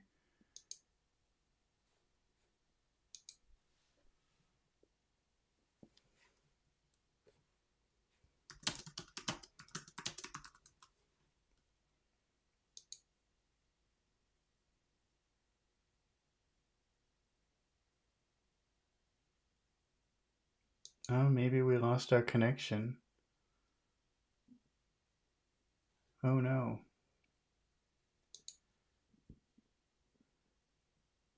Well, it says he's online, but I don't hear him. So, Hello, sir. oh, can you hear me? Are you there? Yes, sir. Okay. I think we got disconnected or something. I don't know. Okay, can you say No, one? Say number one. read, read, Written. read, written, Written. written, Say number two. return, Return. turn, Return. return, Return. return, return, Return. Return. return, Yeah. return, Really it's more like return. Return. return, Hmm. return, Say number one. read, read, Written. Written. Written. written, written, Writ- return, Written. return, And return, return, written. Written. And say number two. return, turn, Return. Return. Return. Okay. All right. Did I answer? return. So is that pretty clear? Did I answer your question? Is that what your question was, or were you asking something else? Did I answer your question?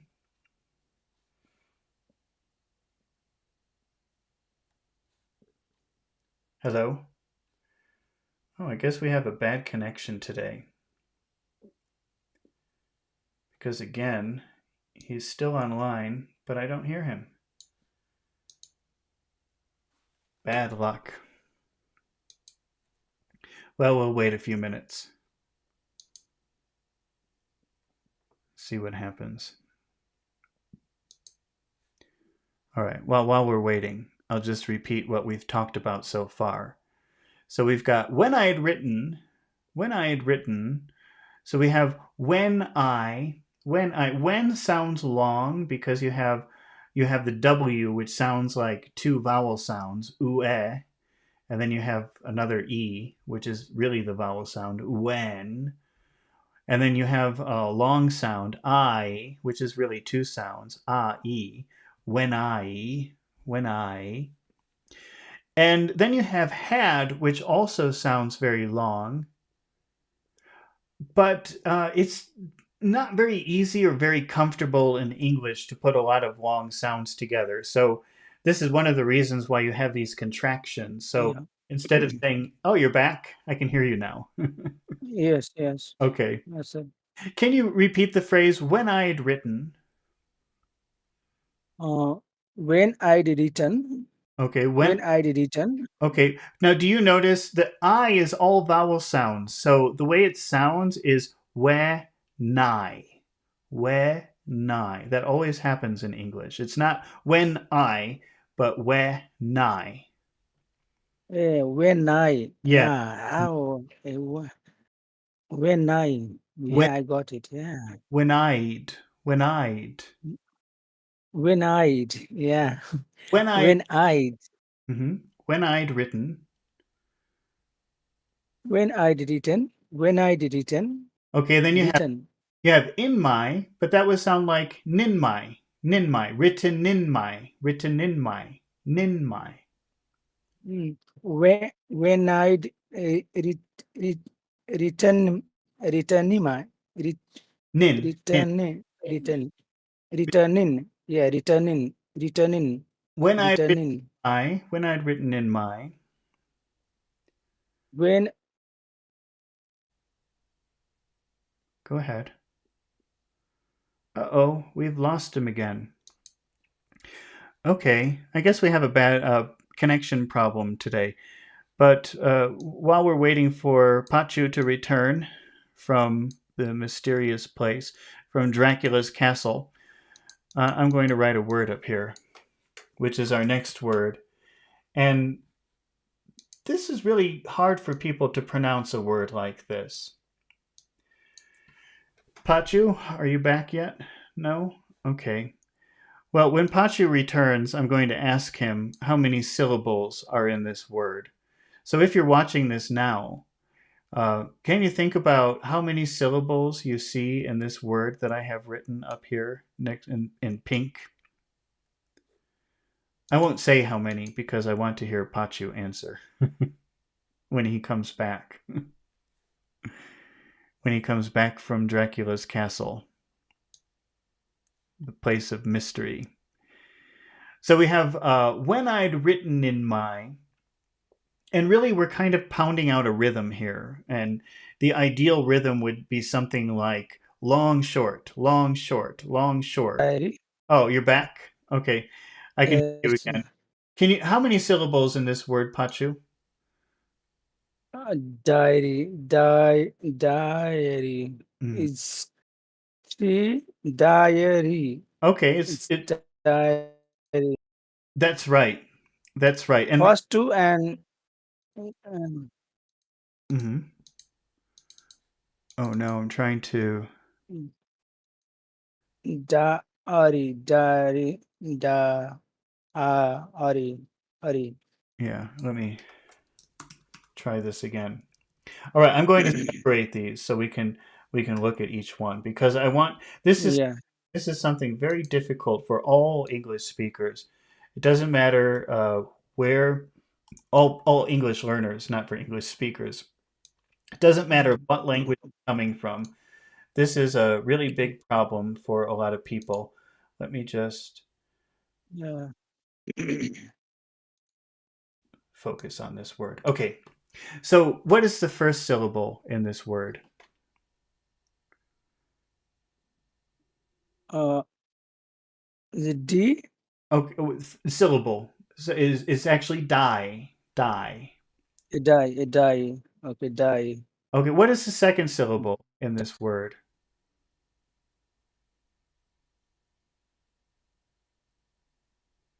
Hello?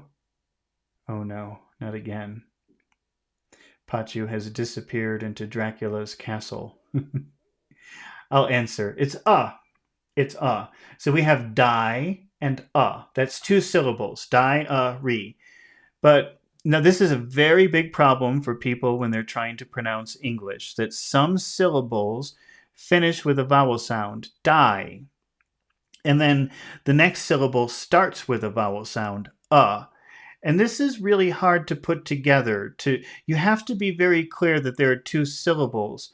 And the way that you do that is you repeat the first syllable sound, the last sound of the first syllable. So let me show you. In die, what is the last sound? It's E.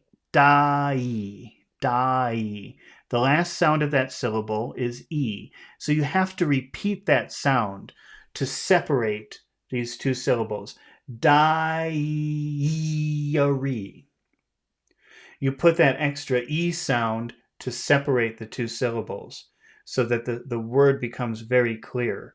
And it doesn't matter what language you're speaking, you'll always have a problem with that in English until you make this change. Are you back, Pachu? Can you talk? Not yet. All right, let's practice. Hello. Can you hear me? I can hear you now. Did you hear what I was saying? Can you say diary? Diary. Okay, but to Da. you have to repeat that e from die. Okay, so it's not die a re, it's die e a re. You repeat that sound to separate the Okay. syllables.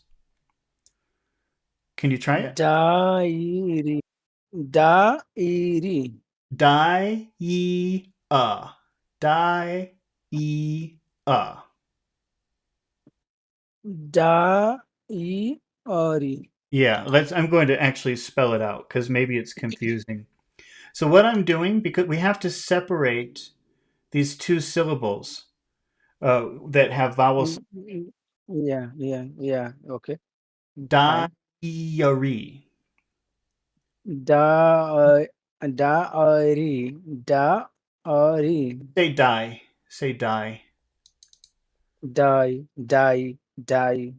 Die. Say die ye. Die. Da da e da Not e da, not da. Die. Die. Say die.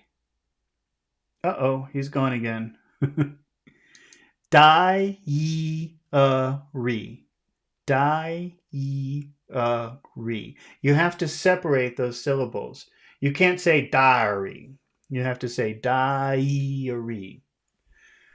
And that happens with every single word that has one syllable finishing with a vowel sound and the next syllable starting with a vowel sound. It's a huge problem for people when they're trying to pronounce English for the first time, or maybe not the first time.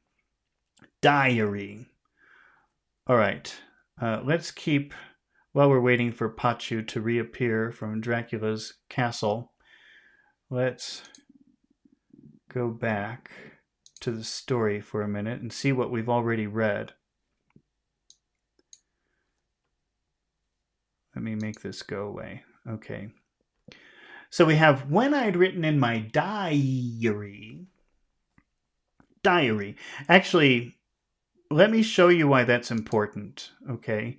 Because I just thought of a word that sounds similar to diary. okay, sir. Oh, you're back? You back, Pach? Yeah. Okay. Why sound is coming and going, I have no sir? idea. I really don't know. It was fine this morning, right? Yeah. Do you see the two words that I have written in that I just put up on the screen? Can you see those two words? This is why it's very important, the thing I'm telling you right now about pronunciation. Yeah, okay, sir. Do you Yeah. what is number one? How do you Now, say? Go ahead. yeah, I where is the word, sir? I Oh, did you. not see it. It's not up. I'll put. Okay, now. Okay. Uh, Yeah, diary Okay. and Okay, but that's diary. You have to put that extra sound in there to separate the syllables. Otherwise, it's very hard to understand that word. okay. Diary, diary, Diary. diary,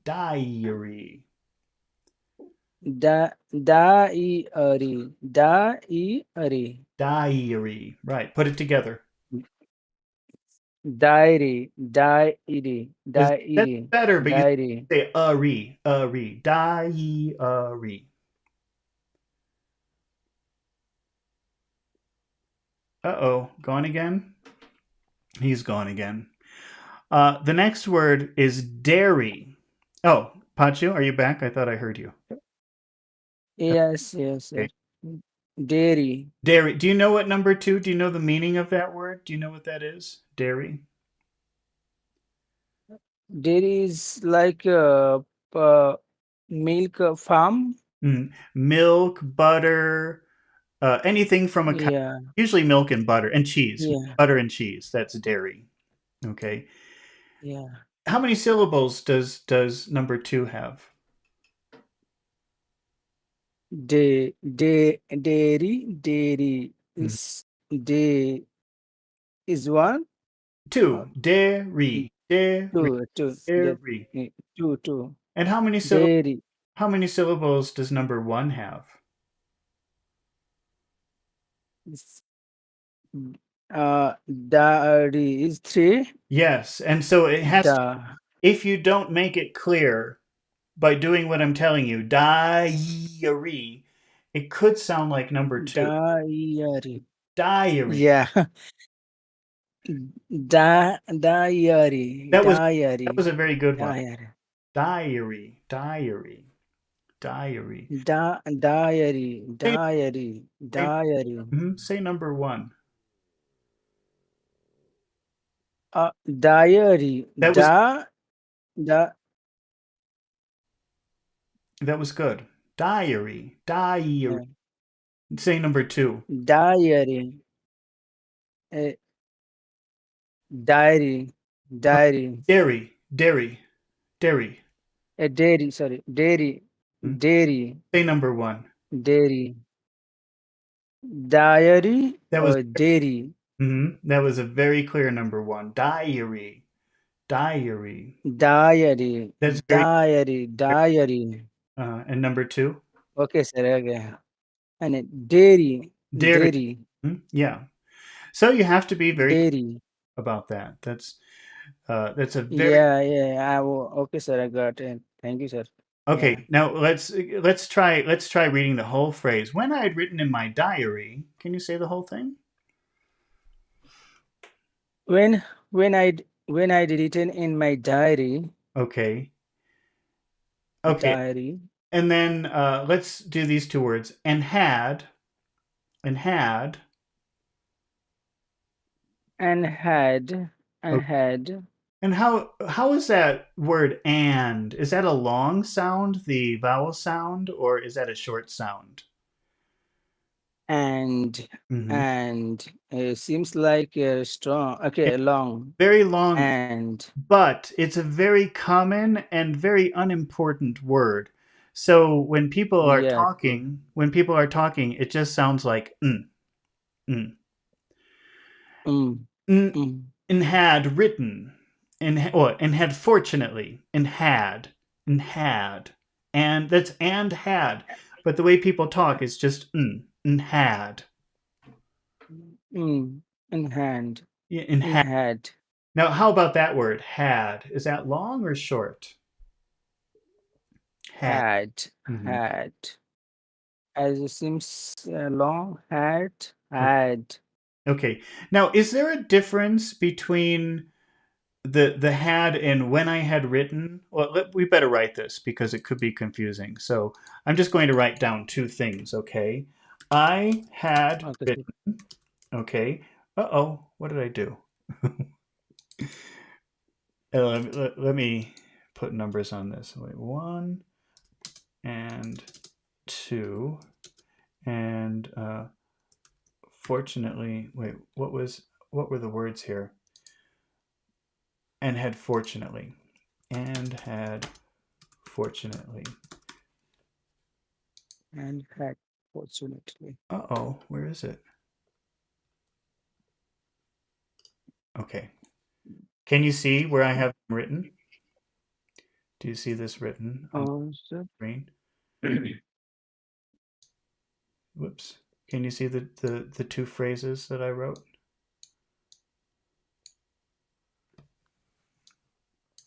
mm,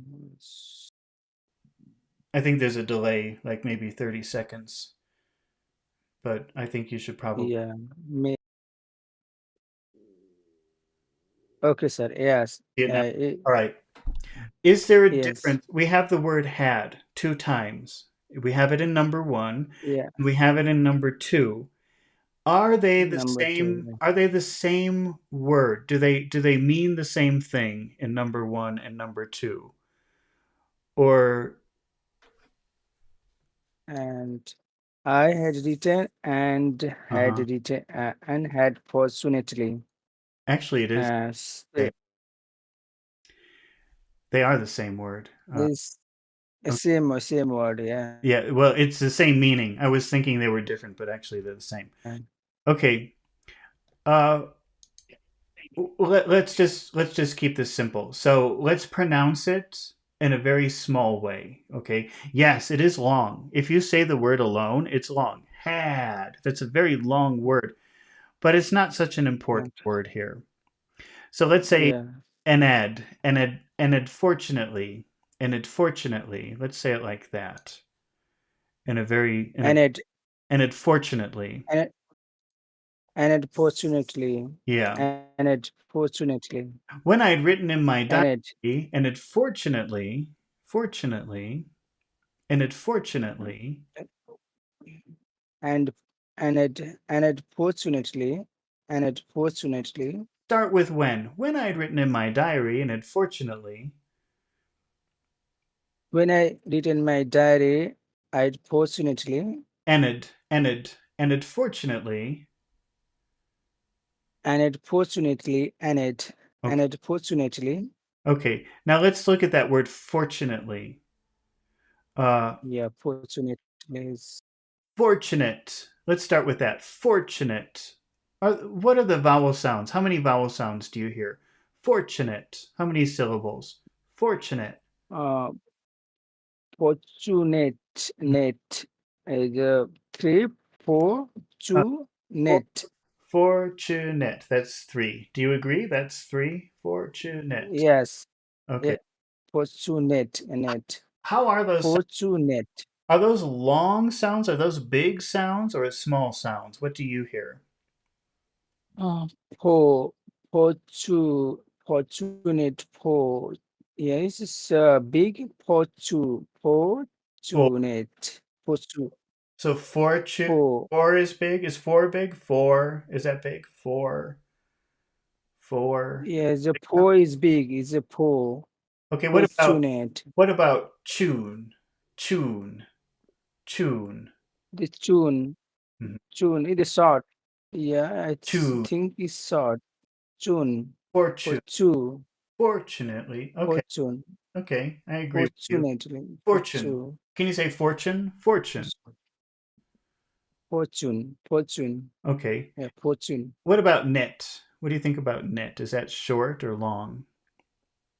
Net. It seems long. The way that you're Net. saying it, Fortunate. the way that you're saying it is long. But I'm not saying it the same way. I'm not saying net. Yeah. I'm saying Yes. I'm saying Net. knit knit. Yeah. Okay. Yeah. Net is short. Yeah. Short. Net. So let's say Fortunate. fortunate, fortunate. Fortunate. Not net, Fortunate. not net, but just net. Very short, very small. Net. Okay. Okay. Fortunate. Fortunate, Fortunate. fortunate. Fortu- Fortunate. Not, Fortunate. but don't say net. Say knit. Very short, very small. Fortunate. Net. Not, Net. you're pushing out too much. It's a very small. It almost doesn't exist. That sound. Knit. Fortunate. Okay. Fortunate. Yeah, Fortunate. like that. No, you Fortunate. don't have to put so much energy into it. Fortunate. Yeah. Fortunate. Okay. Fortunate. All the Fortunate. energy, all the energy is on four. Four. Po, po, Fortunate. And Fortunate. there's nothing in chinit. It's just as small as possible. Chinit. Okay, sir. Po, Fortunate. For- Fortunate. How many Fortunate. sounds? How many sounds do you hear in that vowel? Four. How many sounds are there? Four. Poor is two. Poor. Really? Poor.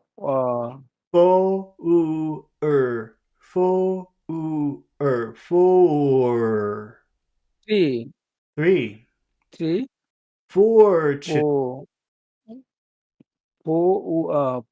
Two. Fortunate. Yeah, fortunate. Fortunate. Fortunate. Fortunately. Say the whole word. Uh-oh. Did you disappear again? Pachu. No, sir. Okay, you're there. Okay. I am here. You're not in Dracula's castle somewhere. Okay. Yeah. Say the whole word. Fortunately. Mm, Fortunately. yeah. Fortunately. Mhm. So Fortunately. all of the sound is in that one part, and the other parts don't really matter too much. Fortunately. Yeah. Fortunately. It's Fortunately. Fortunately. So when I'd written in my diary and unfortunately, When I written my diary and fortunately okay. And then we have replaced. Replaced. How many vowel sounds do I you? uh replaced Mhm. replaced is replaced is to Okay, replaced. that's right. I'm going to put two words up on the screen. Okay. Okay, sir. Can to you see the two blessed. words that I have written on the screen? It might take a minute or two to appear. Yes. Uh, where is sir? Could take a few minutes, I guess.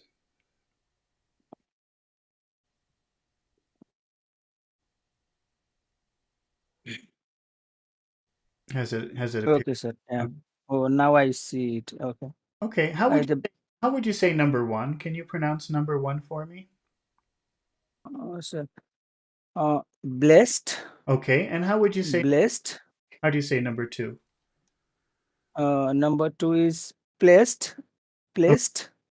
Now there are two really big differences between these two words. All right. First, let's think about Okay. that vowel sound. There's only one vowel sound. Here's number one. Blessed. Blessed. Is that a big sound or a little sound? Blessed. Blessed is big, blessed, Blessed. blessed, I don't think. blessed. I think it's a pretty small sound. I disagree with you. Blessed. Eh. Blessed. Eh. It's just an eh. Bleh. Bleh. Blessed. A short, short, Yeah, it is short because blessed. long would be Yeah. blessed. It would be like that. That Yeah, long. bleh. Blessed. But it's not Anybody's just bleh. body's Bleh. blessed. Bless. You hear it? You hear how short that is? Yeah, short, Okay. yeah, Now short. listen Blessed. listen to number 2, okay? Listen to that same place, that same sound, and think about how many sounds, because number 1 is just eh. It's just one very pure, easy sound. But listen to number 2. How Yeah, many yeah. sounds? Placed. Placed. To place, What are the two sounds? to Tell me the two sounds. in the first placed, placed. Yeah, so that's e, e, e, play, E, A, E, E, play, A, E, A, E, a. play, play, Okay. play, play. Say Yeah, number one. Say number one. blessed, Okay, blessed. good. That's very clear. Say number two. Is placed, placed, Play placed, a. play, placed, placed. Okay. Now, there's another difference between these two words. In number two, you have to spit when you say it. Puh, like that. Puh, there's a lot of air coming out. It's really disgusting. Yeah. Place.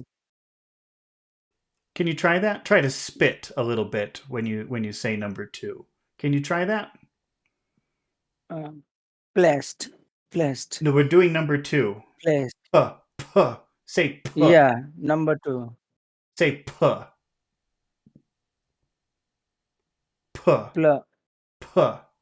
Push out a lot of air when you do it. Puh, pa, pa, pa, puh. More pa, air, more air, more force. It's got to be strong. Puh, pa, pa, puh. pa, Right. Puh, pa, puh. Place. pa. Pl, play, placed, You got to push the air out. Placed. placed, Okay, you need to. placed, I don't hear any. placed. I don't hear the air coming out. It sounds like number one. Try again. Puh. Uh, Place. placed, play, But you got to play, push. placed. Puh. Say puh. Say that. Puh. Pa, fa, pa, Push out more air. pa, Puh. Puh. Puh. Puh. Like you're spitting. Puh. pa, Puh. Placed. pa, pa. Place. Placed, Mm-hmm. Placed. placed, placed, placed, I've got to hear more air. placed. You've got to work on that because you have to push out more air when you're doing number two. Yes, yes, sir, yes, sir. Pla, placed, Place. placed. More force. It's not Plan. easy because it's kind of a disgusting sound. But I think Yeah, I think the funny thing is, what is your native language? What is the is it And Nepali.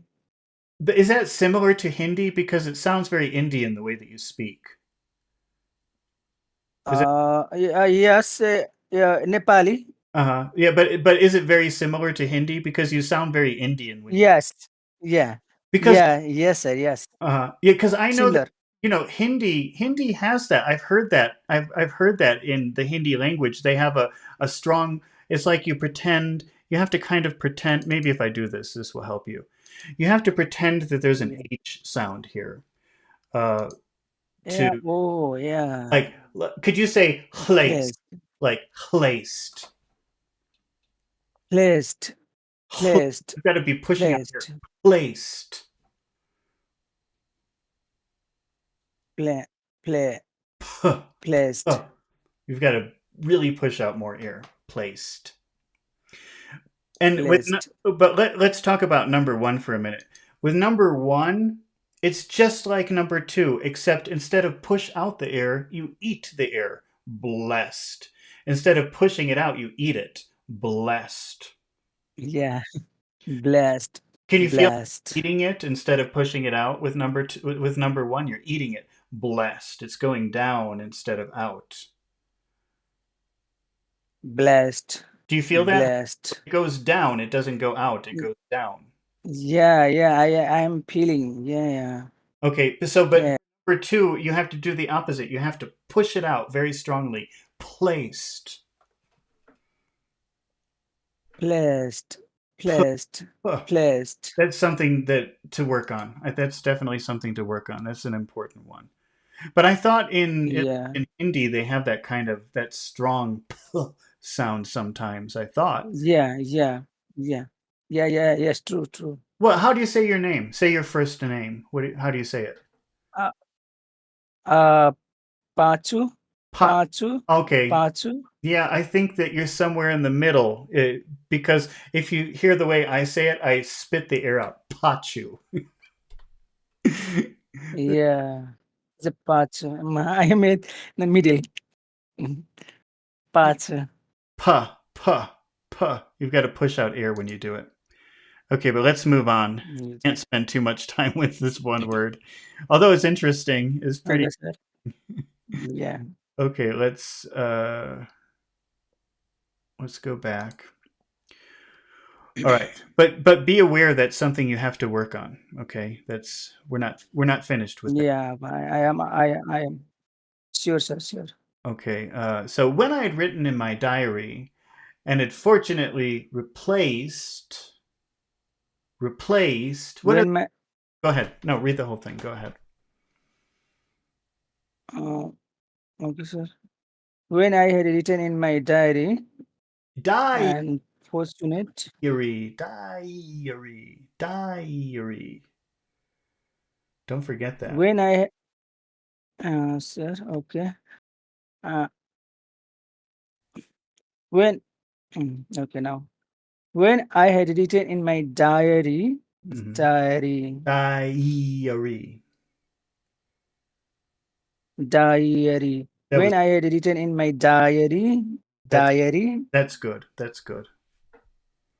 Mhm. And it and, fortunately, go ahead. Sorry. and, and, and, and it, and it fortunately, and, Hmm. and it fortunately, Hmm. and it, and it, and it fortunately, That's very good. That's really good the way you're doing that. yeah, And then now we and it, go ahead. Sorry. uh, and it Mhm. fortunately, and it fortunately, yeah, And then we have replaced. How many vowel sounds in that word? Replaced. replaced is to replaced, replaced, And how are they? Are they long or short sounds? replaced, re, replaced is long, Which one? replace. They're replaced. syllables. They're two syllables. Re, re, uh, replaced, Okay. replaced, Re replaced, is re long or is that short? resort, It's short. replaced. Sometimes it could be long, but here it is. Yeah, Here it's short. And how about plays? y- That long or short? yeah. This is obviously seems long. It's Replaced, okay. placed. Yeah, placed. Sounds. E. Don't forget the two sounds. You have to say the two sounds. E. E. Replaced. Replaced. Two sounds. Replaced. A. A. Okay. A. A. A. That's right. A. A. Replaced. R. Yeah. R.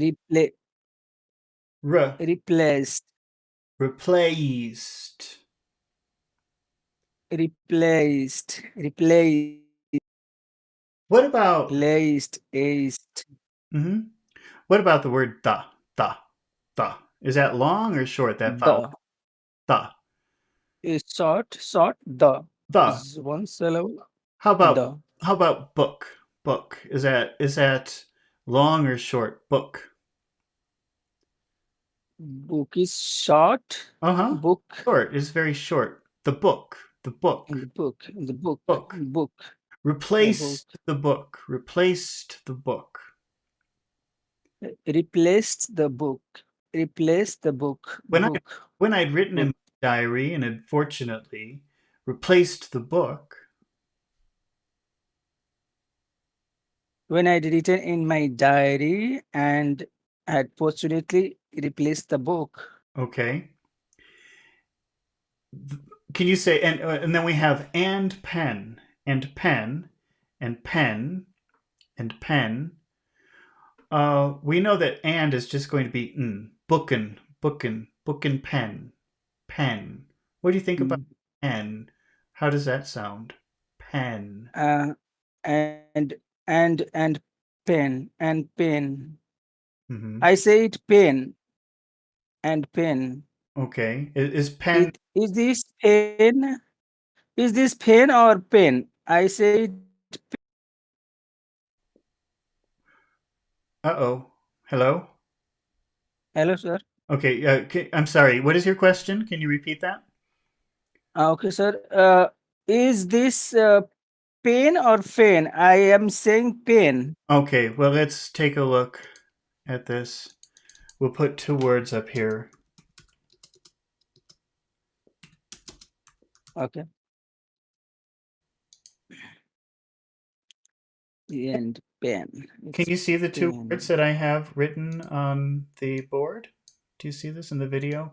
The two words? Okay, it is coming, sir. It is coming, sir. Huh? Okay. Uh,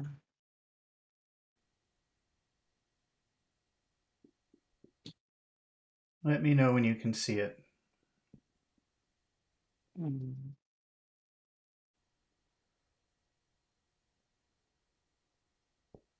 Such a long delay. It's like a minute. yeah. Okay, now I see it. Okay. Yeah. How would you say number one? Eh, it is. I say it pen, And how would you say number two? pen, and second is pin, Uh, pin, number one? pen, pin, Okay. pen, pin. Uh, let's see. Let's imagine that there is an H in this word. I'm just going to, Okay, the fen. It's a pen, fen. I say it pen, okay. not pen, and fen. Well, now you're making me want to put another word up here. I'm going to put another word up here Yeah, yeah, because yeah. Then it seems.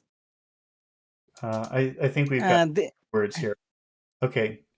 First of all, let's take a look at number one. Okay.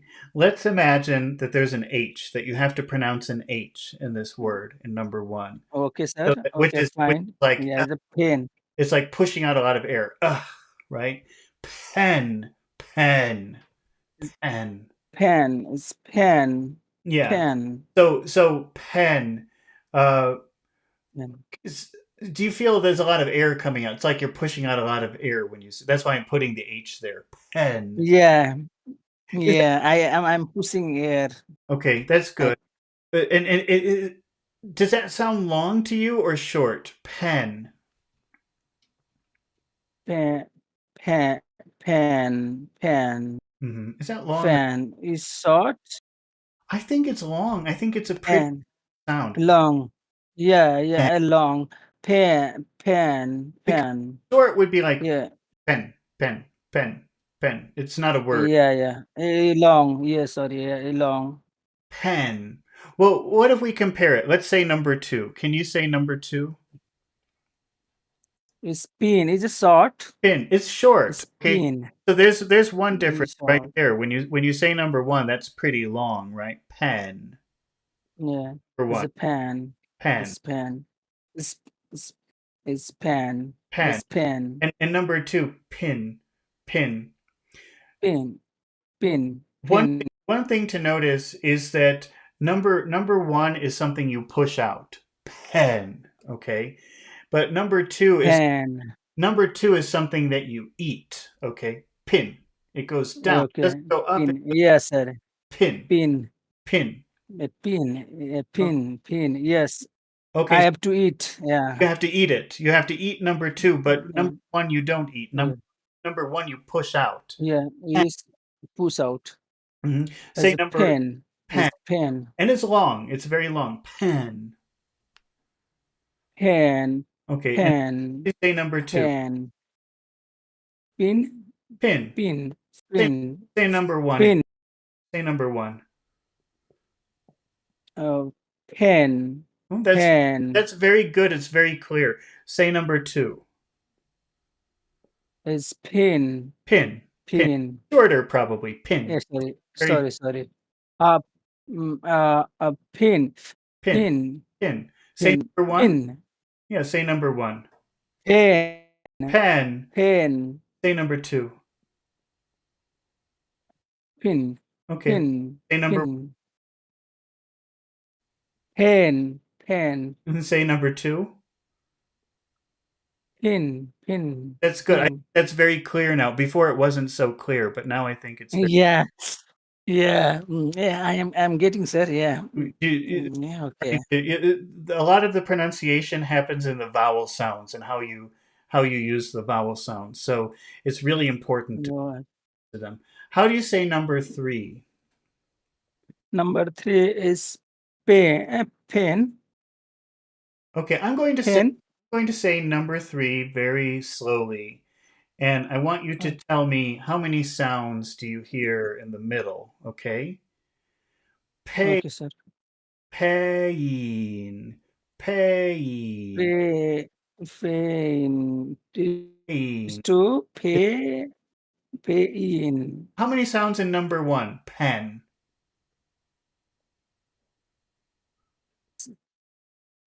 The pen, pen, Hmm? pen is one. It's one. Pen. Pen. Pen. This is just one sound. How many sounds in Yeah. number three? Sorry, number three. And number three is to pain, Pay.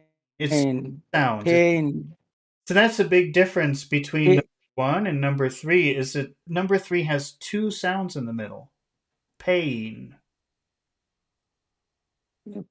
pain, pain. And look at my lips. Watch my lips when I say number three. Ay. It's like you kiss and then you smile. Pain. Pain, Pain. pain, Pain. pain, pain, Pain. Now I have to put another word. pain. I have to put another word up here because I'm hearing something else now. So, Okay, sir. how do you say number four? Number four. Okay, sir. It is coming for its. We have to wait. I forgot there's a delay. Yes, sir.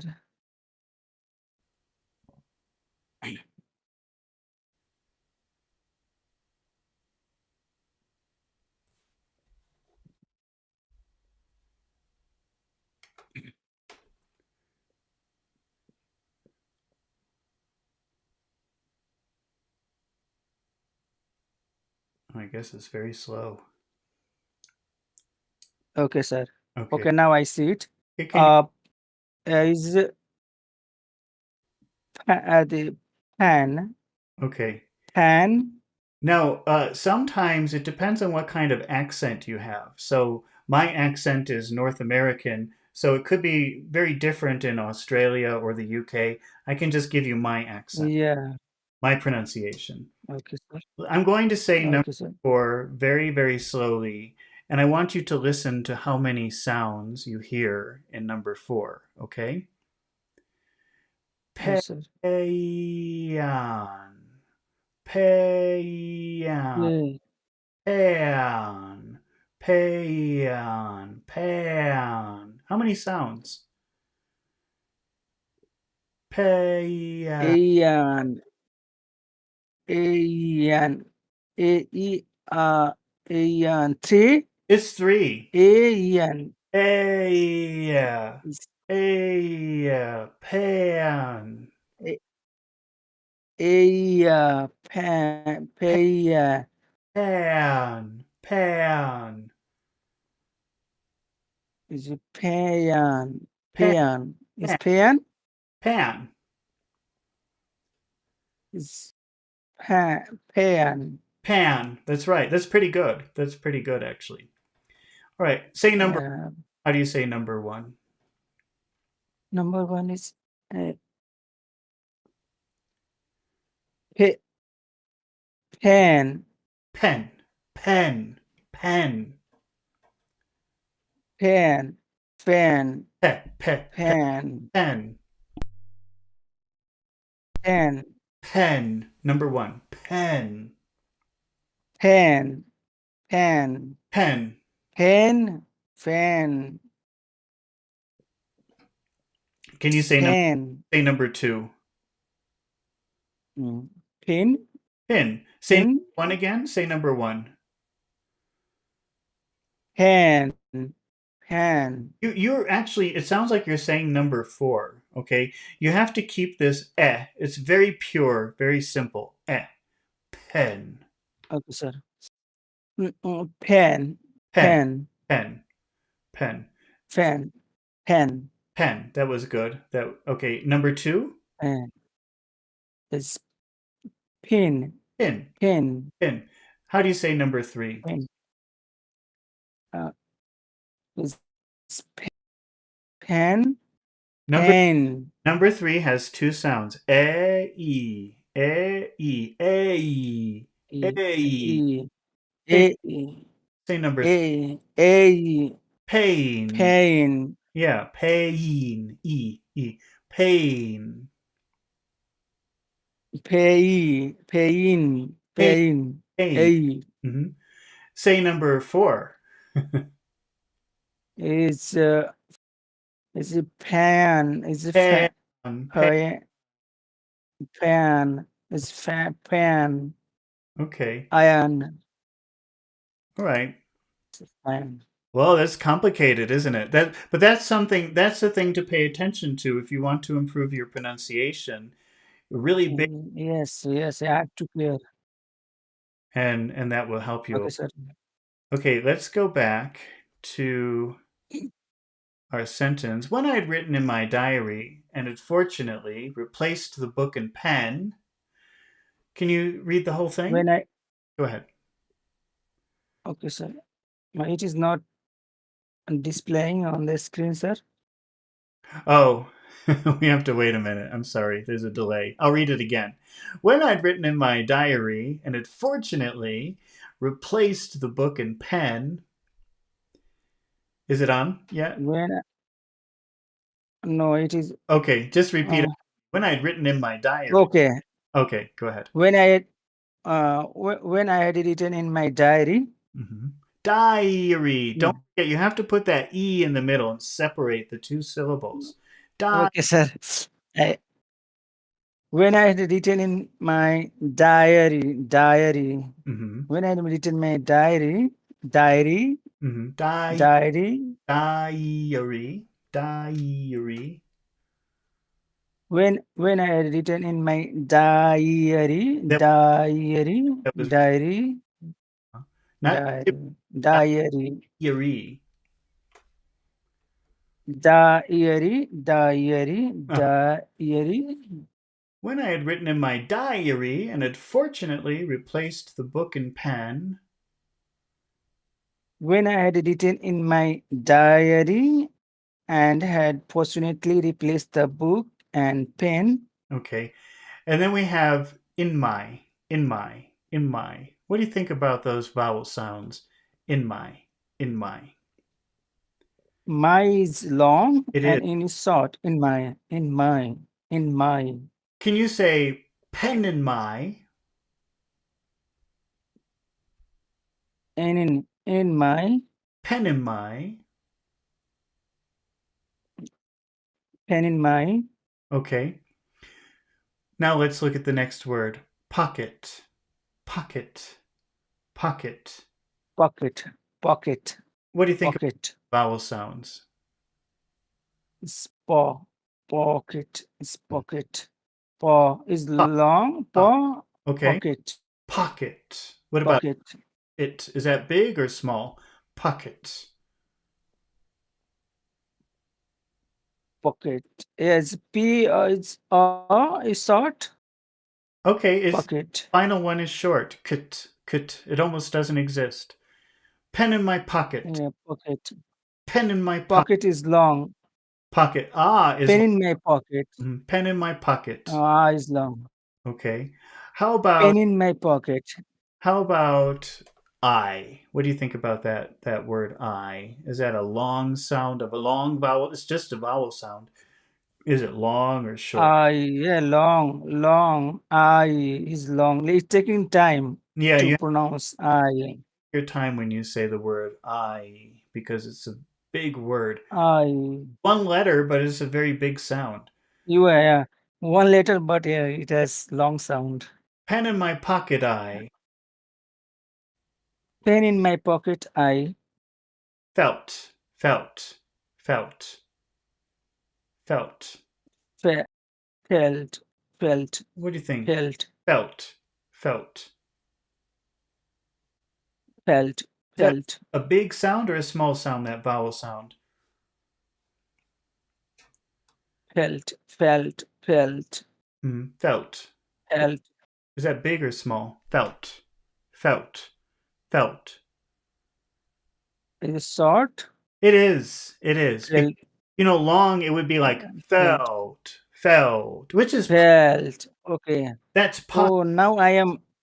Yeah, now I am differentiating. Okay, is it felt or felt? Yeah. And sometimes it could be. If it's a very important word, you might pronounce it felt. But I don't think it's such a big important word here. Yeah, Okay. So it's really a complicated thing.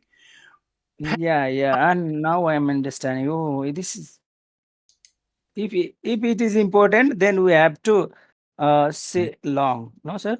Yeah, you have to recognize the difference between the long sounds and the short sounds. And the why is a Mm, very complicated answer. But right now, let's just notice the difference between long and short sounds, okay? So, yes, sir. pen in my pocket, I felt. Pen in my pocket, I felt. Okay. And the Pen last, in my packet, I felt. when I had written in my diary and had fortunately replaced the book and pen in my pocket, I felt,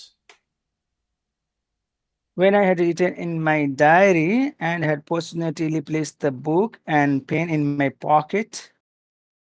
I pocket, felt, I felt. pocket, I felt. Po- pocket, I felt. Okay. Pocket, I felt. Diary.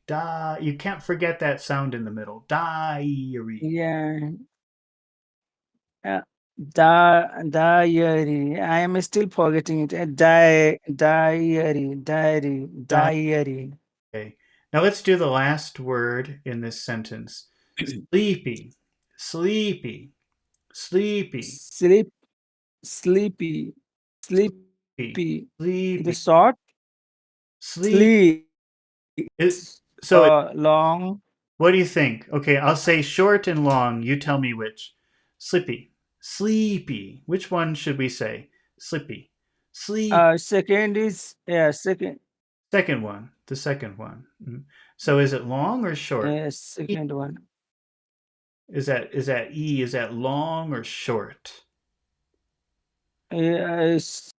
Sleepy is long and Okay. sleepy is short. And they Sleepy, so the short. first one is long and the second one is very short. Sleepy. And it's the Yeah, same sound. sleepy. It's the same sound, but one is long and one is very short. Sleepy. Yeah. Sleepy, sleepy, I sleepy. I felt sleepy. I felt sleepy. I I felt sleepy. I felt sleepy. Okay. Sleepy, Sleepy. You know sleepy, when you make the sleep. long E, your tongue gets very tense like this. Your tongue goes like this. E, E, like that. Sleepy. Sleep, Your tongue has to be very tense. sleep, Sleep. That's good. That's good. Sleep. sleep, Your tongue goes like that. Sleep. sleep. Yeah. Sleepy. Sleep, Go ahead. sleepy, Okay. sleep, E. Very long. Get sleepy, big. You got sleep, big. Sleepy. sleepy, Yeah, that's good. sleepy, That's a good sleepy. sleepy. That's a good sleep. Yeah. When I'd written in my Sleep, sleepy. sleepy, that's a good sleep.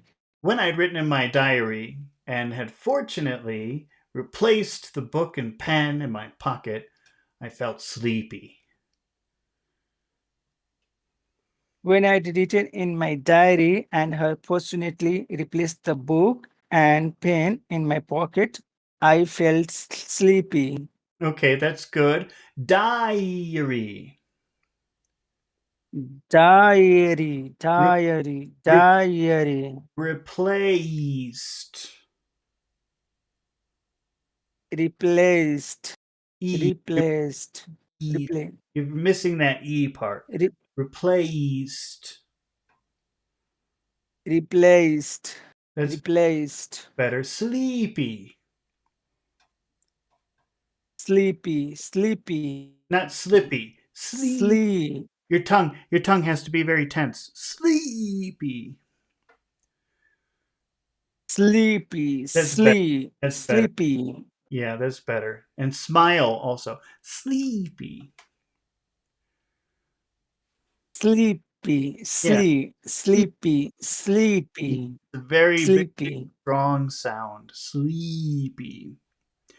Sleepy. sleepy, When I sleepy, when I'd written in sleepy. when I had written in my diary and fortunately replaced the book and pen in my pocket, I felt sleepy.